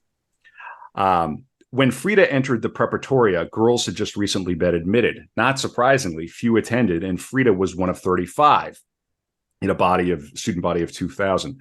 One father allowed his daughter to enroll only on the condition that she promised not to talk to the boys. Probably Frida's mother resisted sending her daughter to such an unprotected place. But Guillermo had no reservations. Having had no son to fulfill his own disappointed scholarly ambitions, he pinned his hopes on his favorite, Frida, which was a time-honored tradition. And he wanted her to enter a profession. And she was going to be going to medical school after 5 years at the preparatoria. At 14, so now we got to imagine Frida at 14. She was slender and well-proportioned, a fragile adolescent who radiated a strange vitality, a mixture of tenderness and willful spunk. She wore her thick black hair with bangs cut straight across her forehead. Later, she cropped it in a style that might have been flapper, but for unruly curls.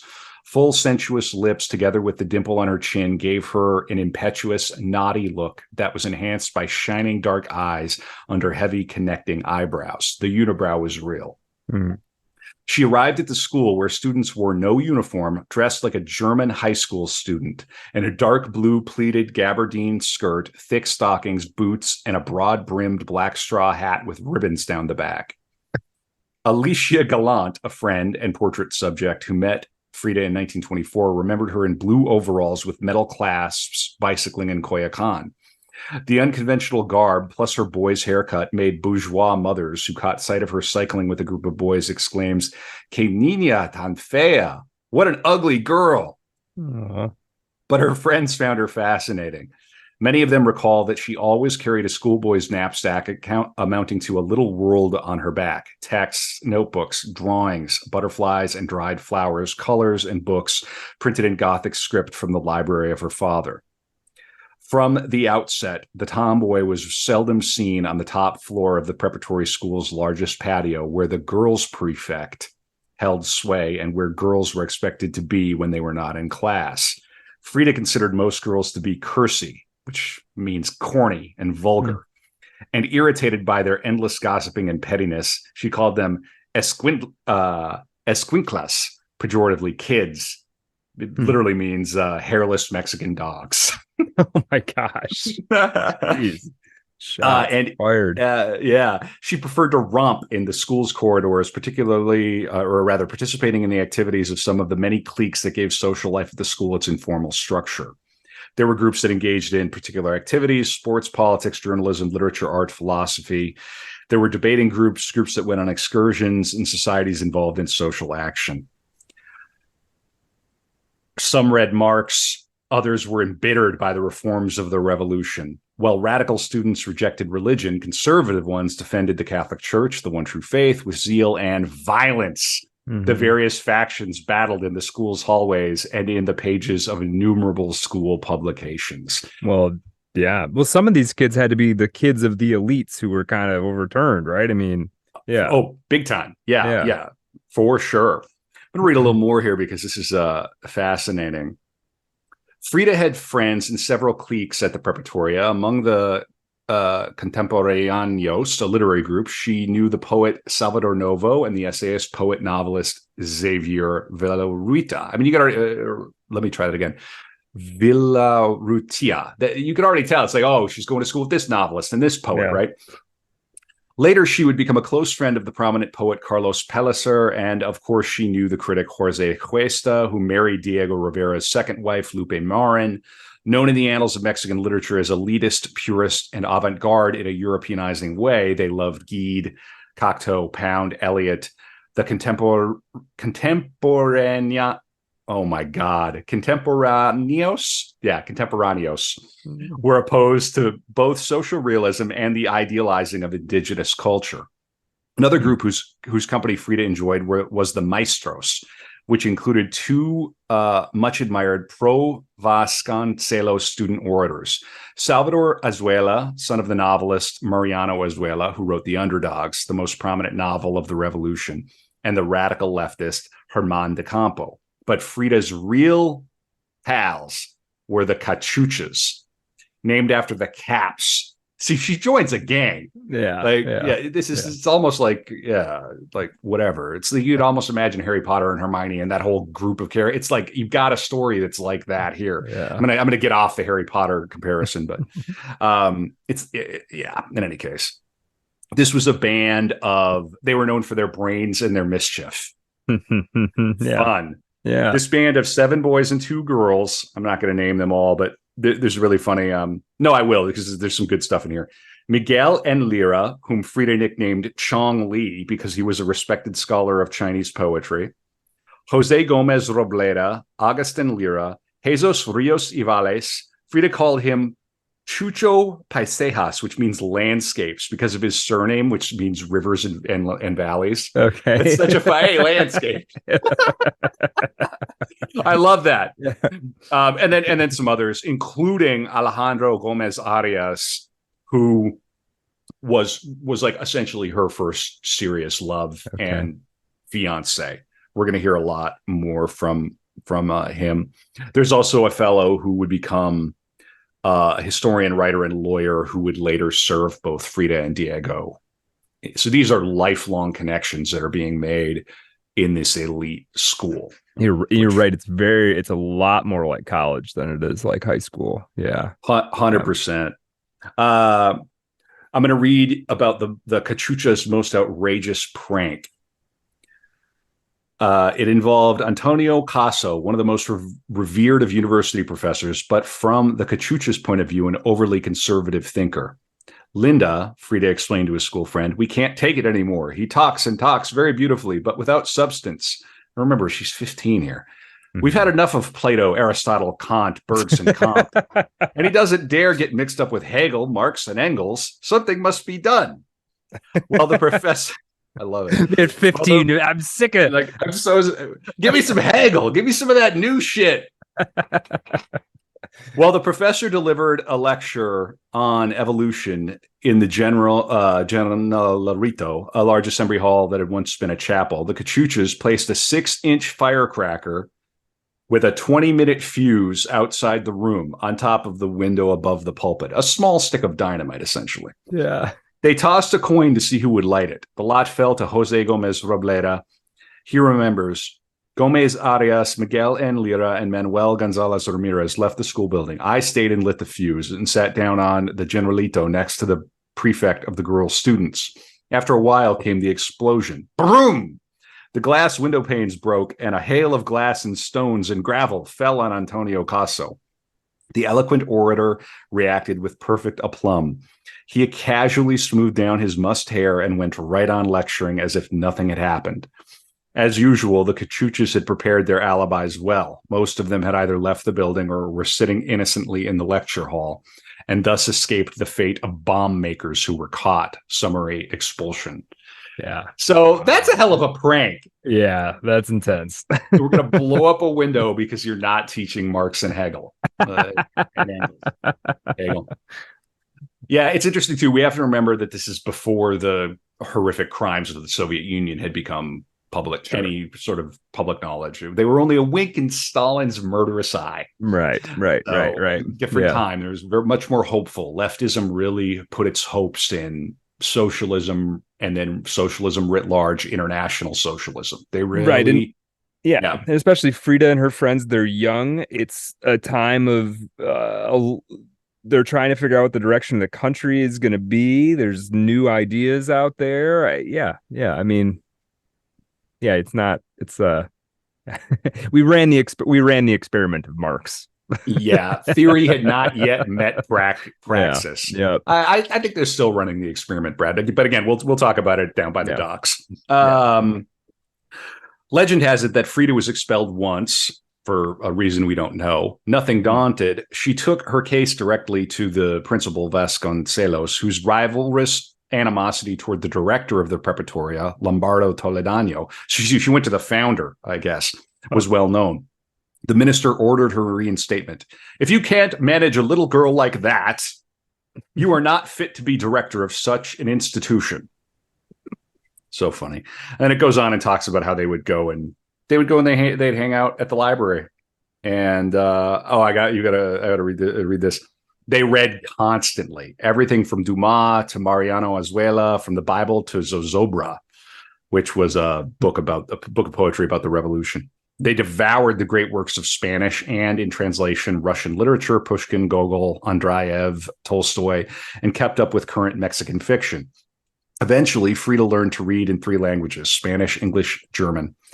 The imaginary biography of the 15th century Florentine painter, Paolo Uccello, which she read in a translation of Marcel Schwab's Imaginary Lives, moved her so deeply that she memorized it.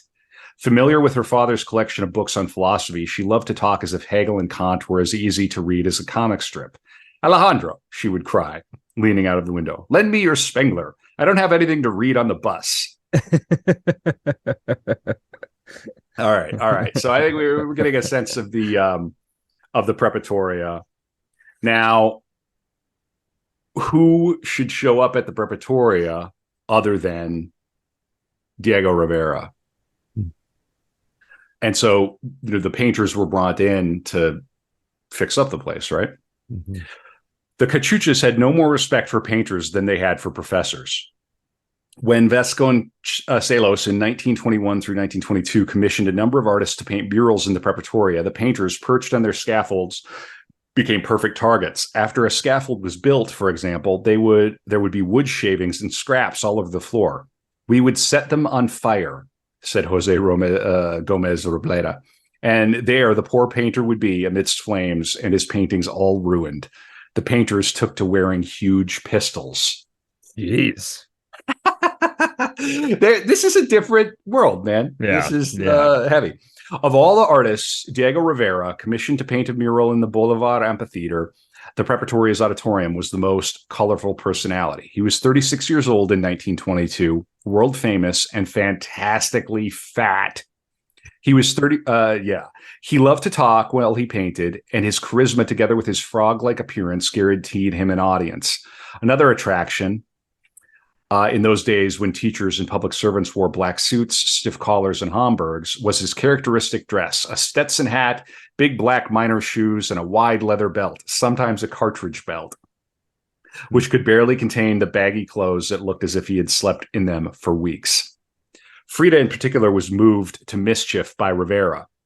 Although the amphitheater was off bounds to students while the artists were at work, she managed to slip in without being caught. She stole food out of his lunch basket. Once, she soaped the stairway that descended from the amphitheater stage where he was painting, and then hid behind a pillar to watch. But Rivera's way of walking was slow and measured, placing one foot carefully before the other. He moved as if suspended in a liquid medium and never fell. The next day, however, the professor that they had tortured before tumbled down the stairs. A succession of beautiful models accompanied Rivera on the scaffold. One was his mistress, Lupe Marin. He married her later in 1922. Another model was the well-known beauty Nahui Olin, who posed for the figure representing erotic poetry in the Preparatoria mural and was a painter herself. Hey, Diego, I want you to go paint a mural and make sure there's a figure dedicated to erotic poetry for our preparatory for our academy high here. school. Yeah. different world, but also less way. I mean, Mexico has no history of Puritanism the way that America does. So right, fun. Frida liked to hide in the dark doorway, and if Lupe was on the scaffold, she would call it, "Hey, Diego, here comes Dahui." Or when no one was with him and she saw Lupe arriving, she would whisper loudly as if Diego were about to be caught in some compromising situation. Watch out, Diego. Lupe's coming. It is part of Kahlo's myth that she became infatuated with Diego Rivera during her preparatoria years. Once, when a group of girl students were discussing their life ambitions in an ice cream store, Frida reportedly came out with the astonishing statement, "My ambition is to have a child by Diego Rivera, and I'm going to tell him so someday." Wow. When one of her friends protested that Diego was a pot-bellied, filthy, terrible-looking old man, Frida retorted, "Diego is so gentle, so tender, so wise, so sweet. I'd bathe him and clean him." She would have his baby, she said, just as soon as I convince him to cooperate. Frida herself recalled that while she taunted Diego with names like Old Fatso, in her head, she was always saying, "You'll see, Panzone, fat belly. Now you don't pay any attention to me, but one day I'll have a child by you." And Rivera, we got an age gap. That's what is it? It's like 15 20 years? some years, something. Oh my more. God. I think it's that. I think it's more. Yeah. Yeah. 20. Yeah. Because she's 15, 16. He's 36. Yeah. Wow. Yeah, Yeah. okay. Oh, yeah. Serious That's heavy big. age gap. Oh, yeah. Yeah. And so was Rivera. This is him in his biography. "One night, as I was painting high on the scaffold and Lupe was sitting and weaving down below, there was a loud shouting and pushing against the auditorium door. All of a sudden, the door flew open and a girl who seemed to be no more than 10 or 12 was propelled inside. She was dressed like any other high school student, but her manner immediately set her apart. She had unusual dignity and self-assurance, and there was a strange fire in her eyes. Her beauty was that of a child, yet her breasts were well developed. She looked straight up at me.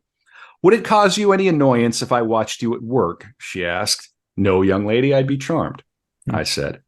She sat down and watched me silently, her eyes riveted on every move of my paintbrush. After a few hours, Lupe's jealousy was aroused, and she began to insult the girl.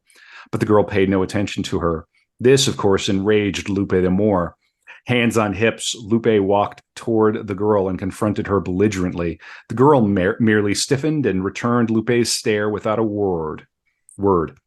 Visibly amazed, Lupe glared at her for a long time, then smiled and in a tone of grudging admiration said to me, "Look at that girl. Small as she is, she does not fear a tall, strong woman like me. I really like her." The girl stayed about 3 hours. When she left, she said only, "Good night." A year later, I learned that she was the hidden owner of the voice that had come from behind the pillar and that her name was Frida Kahlo. But I had no idea that she would one day be my wife. Okay. Woo! A lot going on. Yeah. I think it's the funny detail there that just that's all very interesting story that Diego's wife or girlfriend is like getting jealous that this 12-year-old, like, who cares? She's a little older, but yeah. Well, I think this is a model and she's used to being the center of attention. Right. And interesting. Also really critical to remember that Diego was like a rock star. Yeah. He was a big deal. Yeah. Now I want to read a little bit about, let's see here. I want to make sure I have the right page. She did have a relationship with this Arias fellow that was quite serious. And let's see here. According to Arias, it was during this period when she was looking for work that a woman employee of the Ministry of Education's library, whom Frida had met while applying for the library job, seduced her. All right. Okay. It is probably to this incident that Frida referred when, in 1938, she told a friend that her initiation into homosexual sex was by one of her school teachers, and that it had been traumatic, especially so because her parents discovered the liaison and a scandal ensued. Mm-hmm. "I am full of the most terrible sadness," she wrote Alejandro on August 1st. "But you know that not everything is as one would want it to be, and what's the point of talking about it?" At the end of the letter, she drew a crying face. Mm. And so this is by the time she's getting to be like 17, 18. She's looking for work. She's like not at the preparatoria anymore. But she had an affair, and that was the first of many that she would have throughout her life. Okay. With men and women. Men and women. Yeah. Okay. So let's go. She performed well academically, was a voracious reader, became deeply immersed and seriously committed to Mexican culture, political activism, and issues of social justice. The school promoted indigenismo, a new sense of Mexican identity that took pride in the country's indigenous heritage and sought to rid itself of the colonial mindset of Europe as being superior to Mexico. You really see it when you go down there, as a Yankee, as a gringo. It is a little. Whoa! Like, they made an effort. They didn't pay lip service. They have gone out of their way to fully integrate it as I can't. I mean, that kind of makes sense to me when you're thinking at the grander civic scale. Like, how are we going to make Mexico Mexico? We can't just always be playing second fiddle to Europe. We gotta, And also, this is who we are. Mm-hmm. Like, we're a mixture of all of this. Right. So why pretend otherwise? Yeah. And why have this de facto caste system based on these old values? The world is changing. Mexico needs a revolution. We've had our revolution. Let's back it up culturally. Makes sense. Yeah, it's interesting stuff.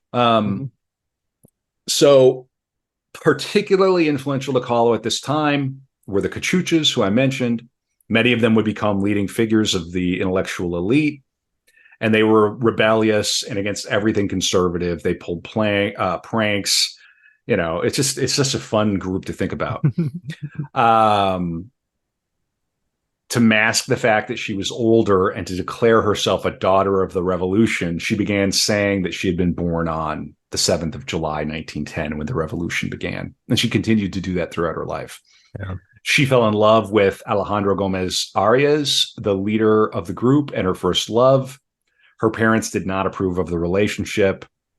They were often separated from each other due to the political instability and violence of the period, and they exchanged passionate love letters. Even as this happened, Frida, at around the age of 15, developed a crush on the 36-year-old. This is what Wikipedia says: internationally famous and prodigiously fat Michelangelo of Mexico, Diego Rivera. Prodigiously fat. It's like, Wikipedia editors wilding out there. They're going, going ham. Maybe put that third, not second. They're really increasingly. I'm understanding why we prodigiously avoid adverbs. Like, I don't know. All right. I mean, it makes it sound like he's like almost no one is fatter than this guy. And then you look at a picture and he's like moderately overweight. He's a pretty big, he's a pretty chunky boy. I'll tell you that. Yeah, fair enough. I guess that's the 30s and not 2023. So true. All right. I'm going to check in with you here again, Brad. Where are you at with Frida? How are you doing? This is really interesting. I honestly, I did not expect, and this is just maybe my bias and ignorance. I did not expect her to be sort of at the center of Mexican cultural and intellectual life before she was an artist. So it's very interesting. Yeah. I didn't expect that either. In hindsight, it makes sense, of course, but now we're on a path for her to become a physician. We don't see at this point, there's no artistic ambition. She's not painting. So what could possibly cause this turn? Well, here we go. On the 17th of September, 1925, Kahlo and her boyfriend Arias were on their way home from school. They boarded one bus, but they got off the bus to look for an umbrella that Kahlo had left behind. They then boarded a second bus, which was crowded, and they sat in the back. The driver attempted to pass an oncoming electric streetcar. The streetcar crashed into the side of the wooden bus, dragging it a few feet.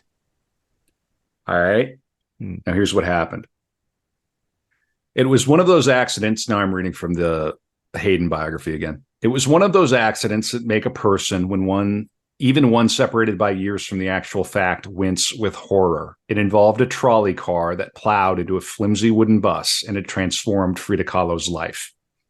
Far from being a unique piece of bad luck, such accidents were common enough in those days in Mexico City to be depicted in numerous retablos, which were small votive paintings offering thanks to typically the Virgin Mary for misfortunes escaped. So they would have votive paintings because this was happening so frequently.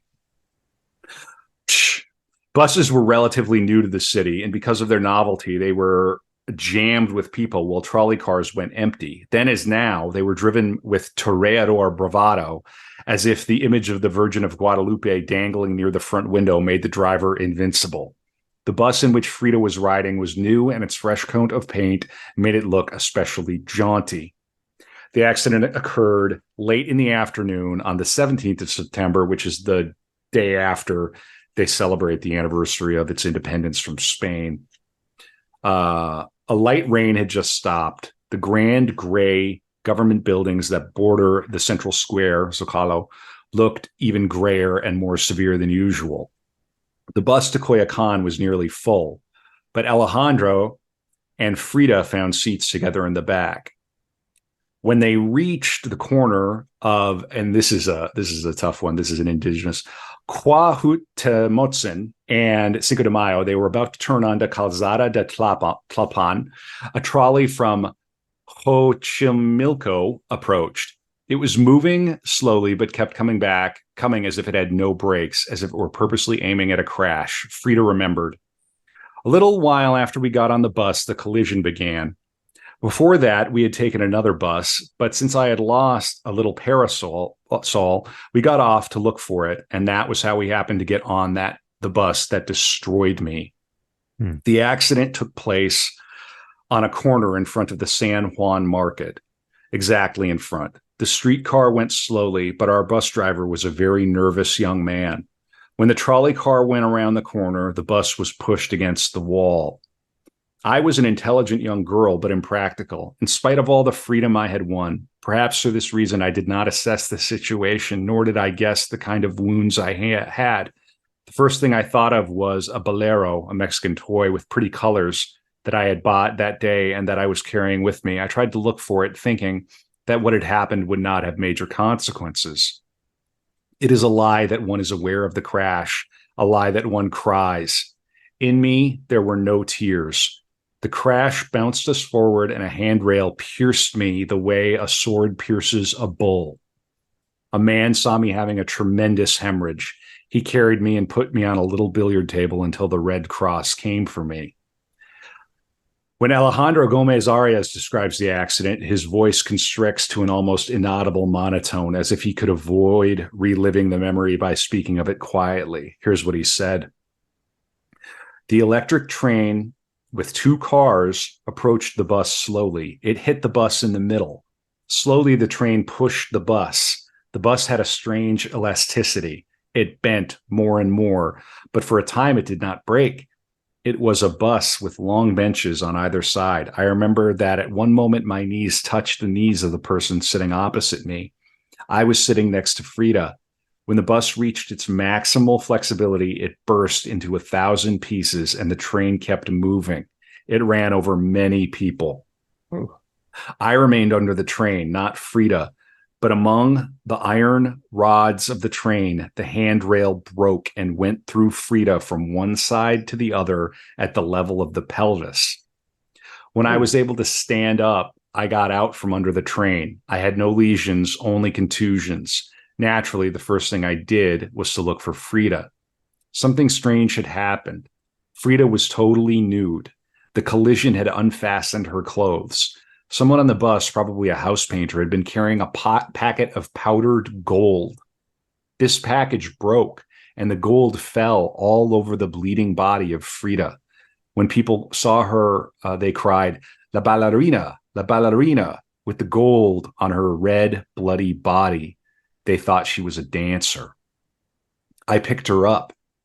In those days, I was a strong boy, and then I noticed with horror that Frida had a piece of iron in her body.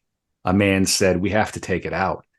He put his knee on Frida's body and said, "Let's take it out." When he pulled it out, Frida screamed so loud that when the ambulance from the Red Cross arrived, her screaming was louder than the siren. Before the ambulance came, I picked up Frida and put her in the display window of a billiard room. I took off my coat and put it over her. I thought she was going to die. 2 or 3 people did die at the scene of the accident. Others died later. The ambulance came and took her to the Red Cross Hospital, which in those days was on San Geronimo Street, a few blocks from where the accident took place. Frida's condition was so grave that the doctors did not think they could save her. They thought she would die on the operating table. Frida was operated on for the first time. During the first month, it was not certain that she would live. The girl, whose wild dash through school corridors resembled a bird's flight, who jumped on and off streetcars and buses, preferably when they were moving, was now immobilized and enclosed in a series of plaster casts and other contraptions. It was a strange collision, Frida said. It was not violent, but rather silent, slow, and it harmed everybody, and me most of all. The spinal column was broken in 3 places in the lumbar region. Her collarbone was broken, and her 3rd and 4th ribs. Her right leg had 11 fractures, and her right foot was dislocated and crushed.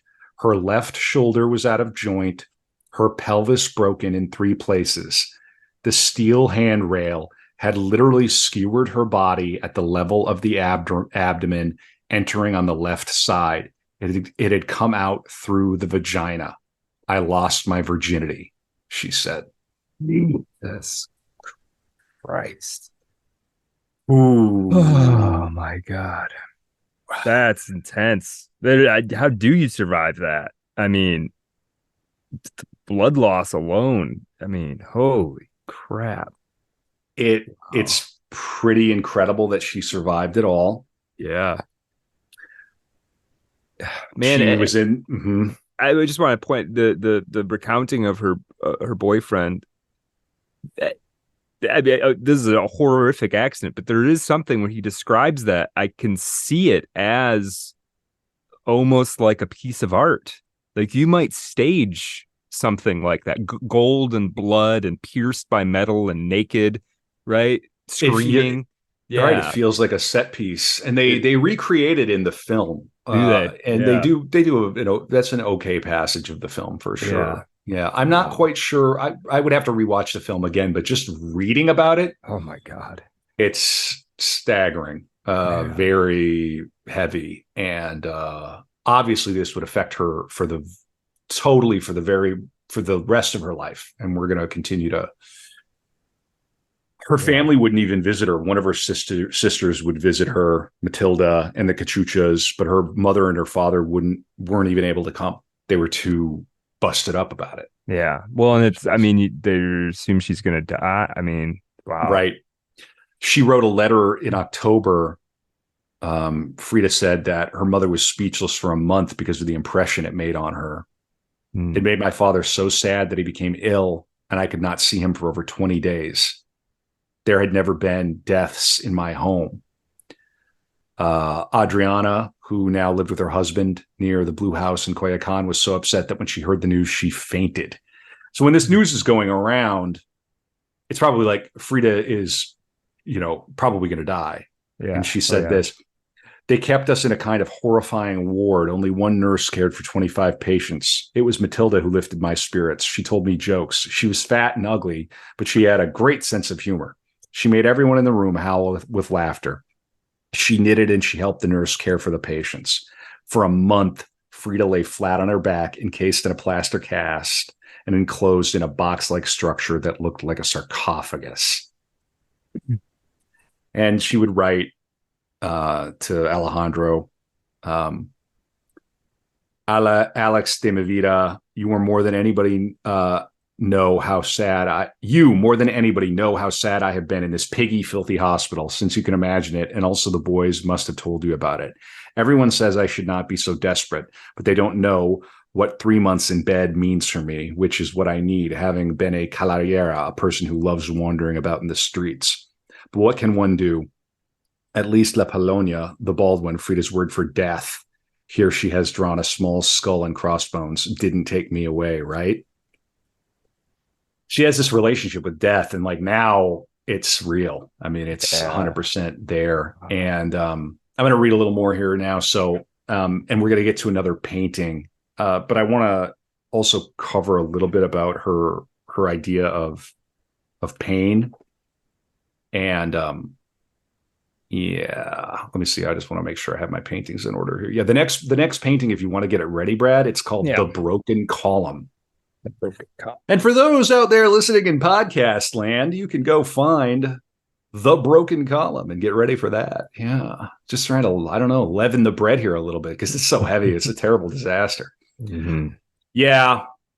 She spent a month in the hospital and 2 months recovering at home before being able to return to work. As she continued to experience fatigue and back pain, her doctors ordered x-rays, which revealed that the accident had also displaced 3 vertebrae.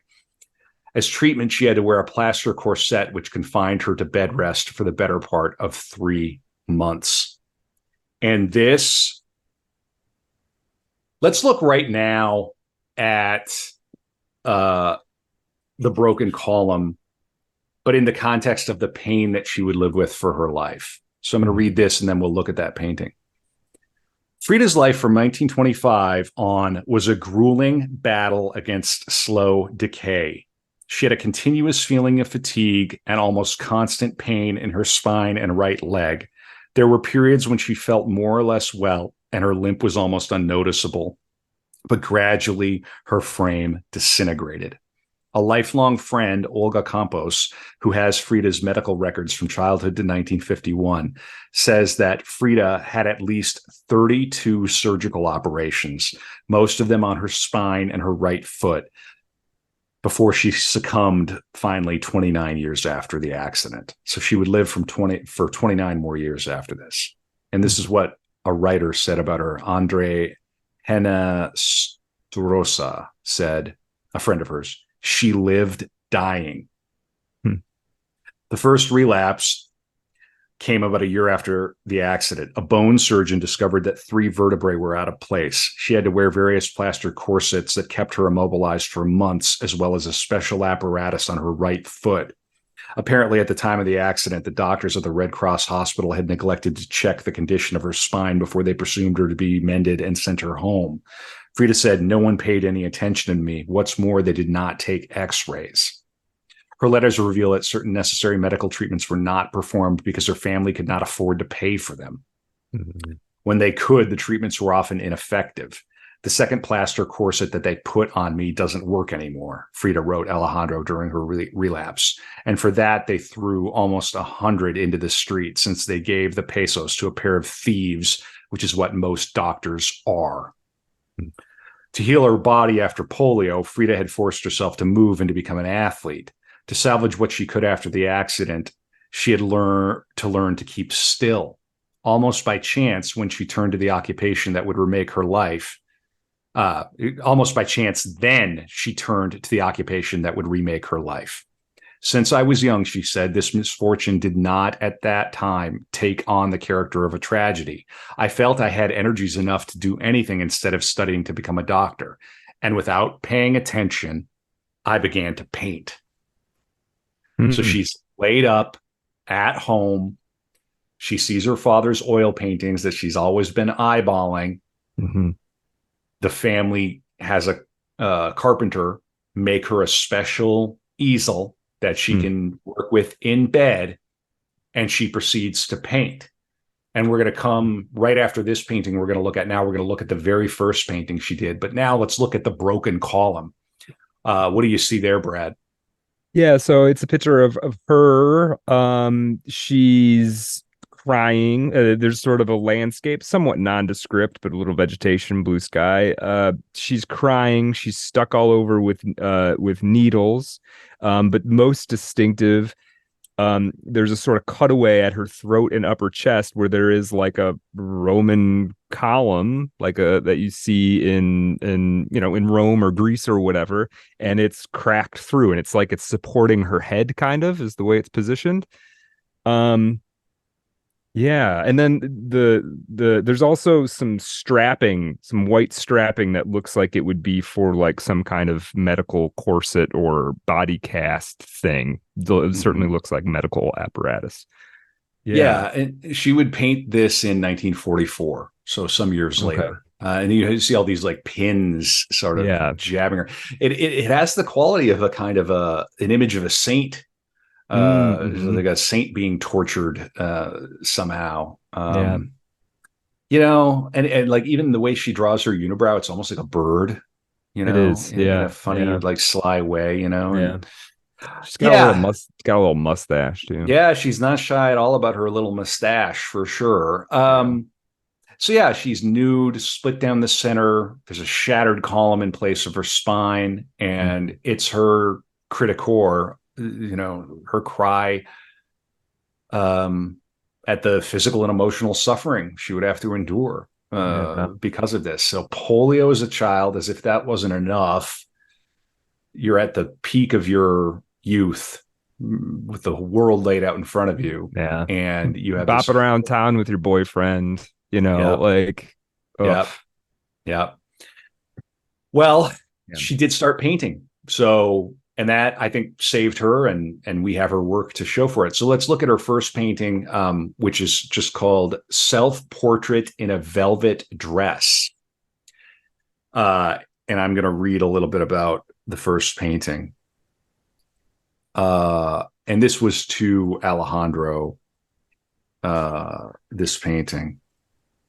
So let me read here. All her life, Frida would use her intelligence, her magnetic charm, and her pain to firm her hold on those she loved. And in tear-spotted letters written during the long months of their quarrel, she's fighting with Alejandro. She tried to win her novio, her beloved, her fiance, back. For nothing in this life can I stop talking to you, she wrote on December 27th, 1925. I will not be your novia, but I will always talk to you, even if you do not answer me, because I love you more than ever now that you are leaving me. On February 19th of 1926, she said that she was prepared to make any sacrifice in order to do you good, since that way I will compensate a little for the bad that I did you. She had little affairs. She had little love affairs.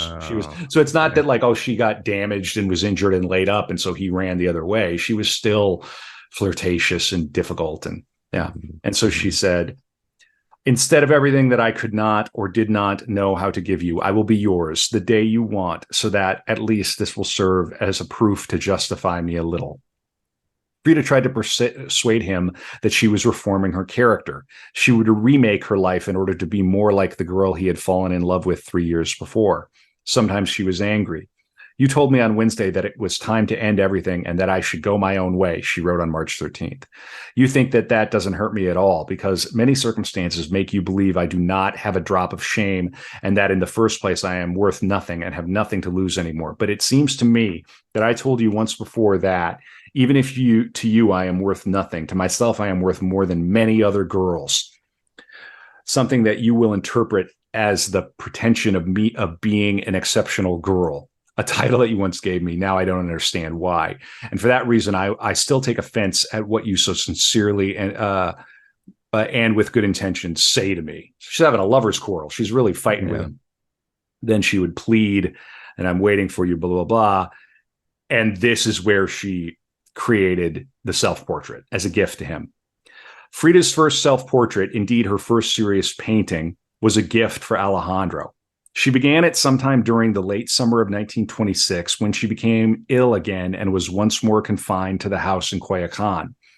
By September 28th, the portrait was almost finished. Like so many of her self-portraits, it was a token by which she hoped to bind her loved one to her.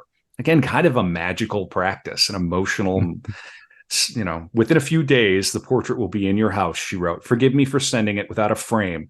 I implore you to put it in a low place where you can see it as if you were looking at me. The first self-portrait was thus a kind of visual entreaty, a love offering at a time when Frida felt that she had lost the person she most loved.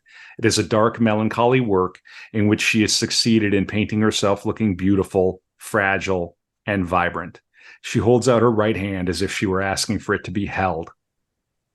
No one, not even disaffected Alejandro, could resist taking that hand, one thinks.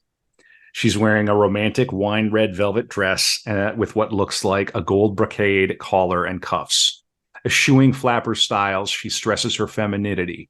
A plunging neckline dramatically sets off her pale flesh, long neck, and breasts with prominent nipples. The tender depiction of her breasts seems a way of hinting at vulnerability without actually admitting it. By contrast, her facial expression remains cool and reserved.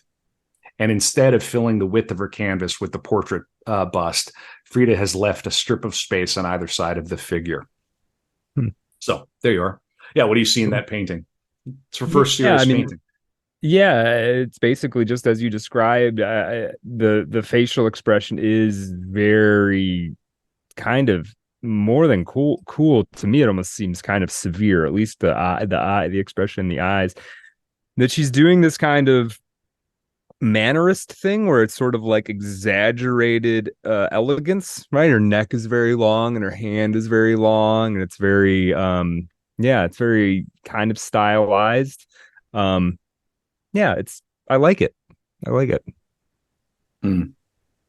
Yeah, she called this painting "Your Botticelli." Yeah. Like, Alex, this is your Botticelli. Yeah, His family his family sent him to Europe because they didn't want him and Frida to get together. Why were they? Well, and maybe why did the family so against them being together? I mean, they're two kids at preparatory school. Like, what's the? I can't precisely remember from the book. Right. From the book, no. I want to make sure I know why. Well, it just seems like it's not like he's some street like. I think. Listen, she was having homosexual affairs. She dressed like a tomboy.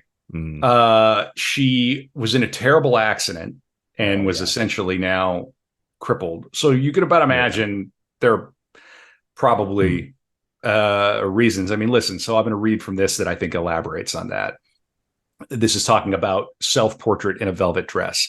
This portrait implied the emotional tension as well as showing with her other paintings. This painting she used as a token of love. She started working on this painting during the late summer of 1926 when her relationship with Alejandro was turning sour because Alejandro thinks she is too liberal.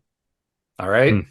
So if the boy thinks she's too liberal, what do you think the parents think? Right? I mean, and one or both of the parents is probably a good Catholic. And so we're getting a little, she's a good girlfriend, bad wife. It's probably what they're thinking. Fair enough. Yeah. All right. So, lots going on here. We're getting into hour three.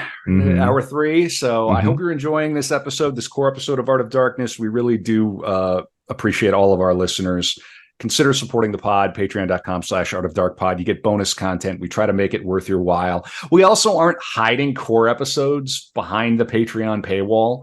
All of the bulk of what we do outside of the bonus After Dark stuff, which are, they're nice to haves, right? We give you the full core episodes. We don't paywall any of it. I think we're very generous with our time, with our talents, with everything that we do.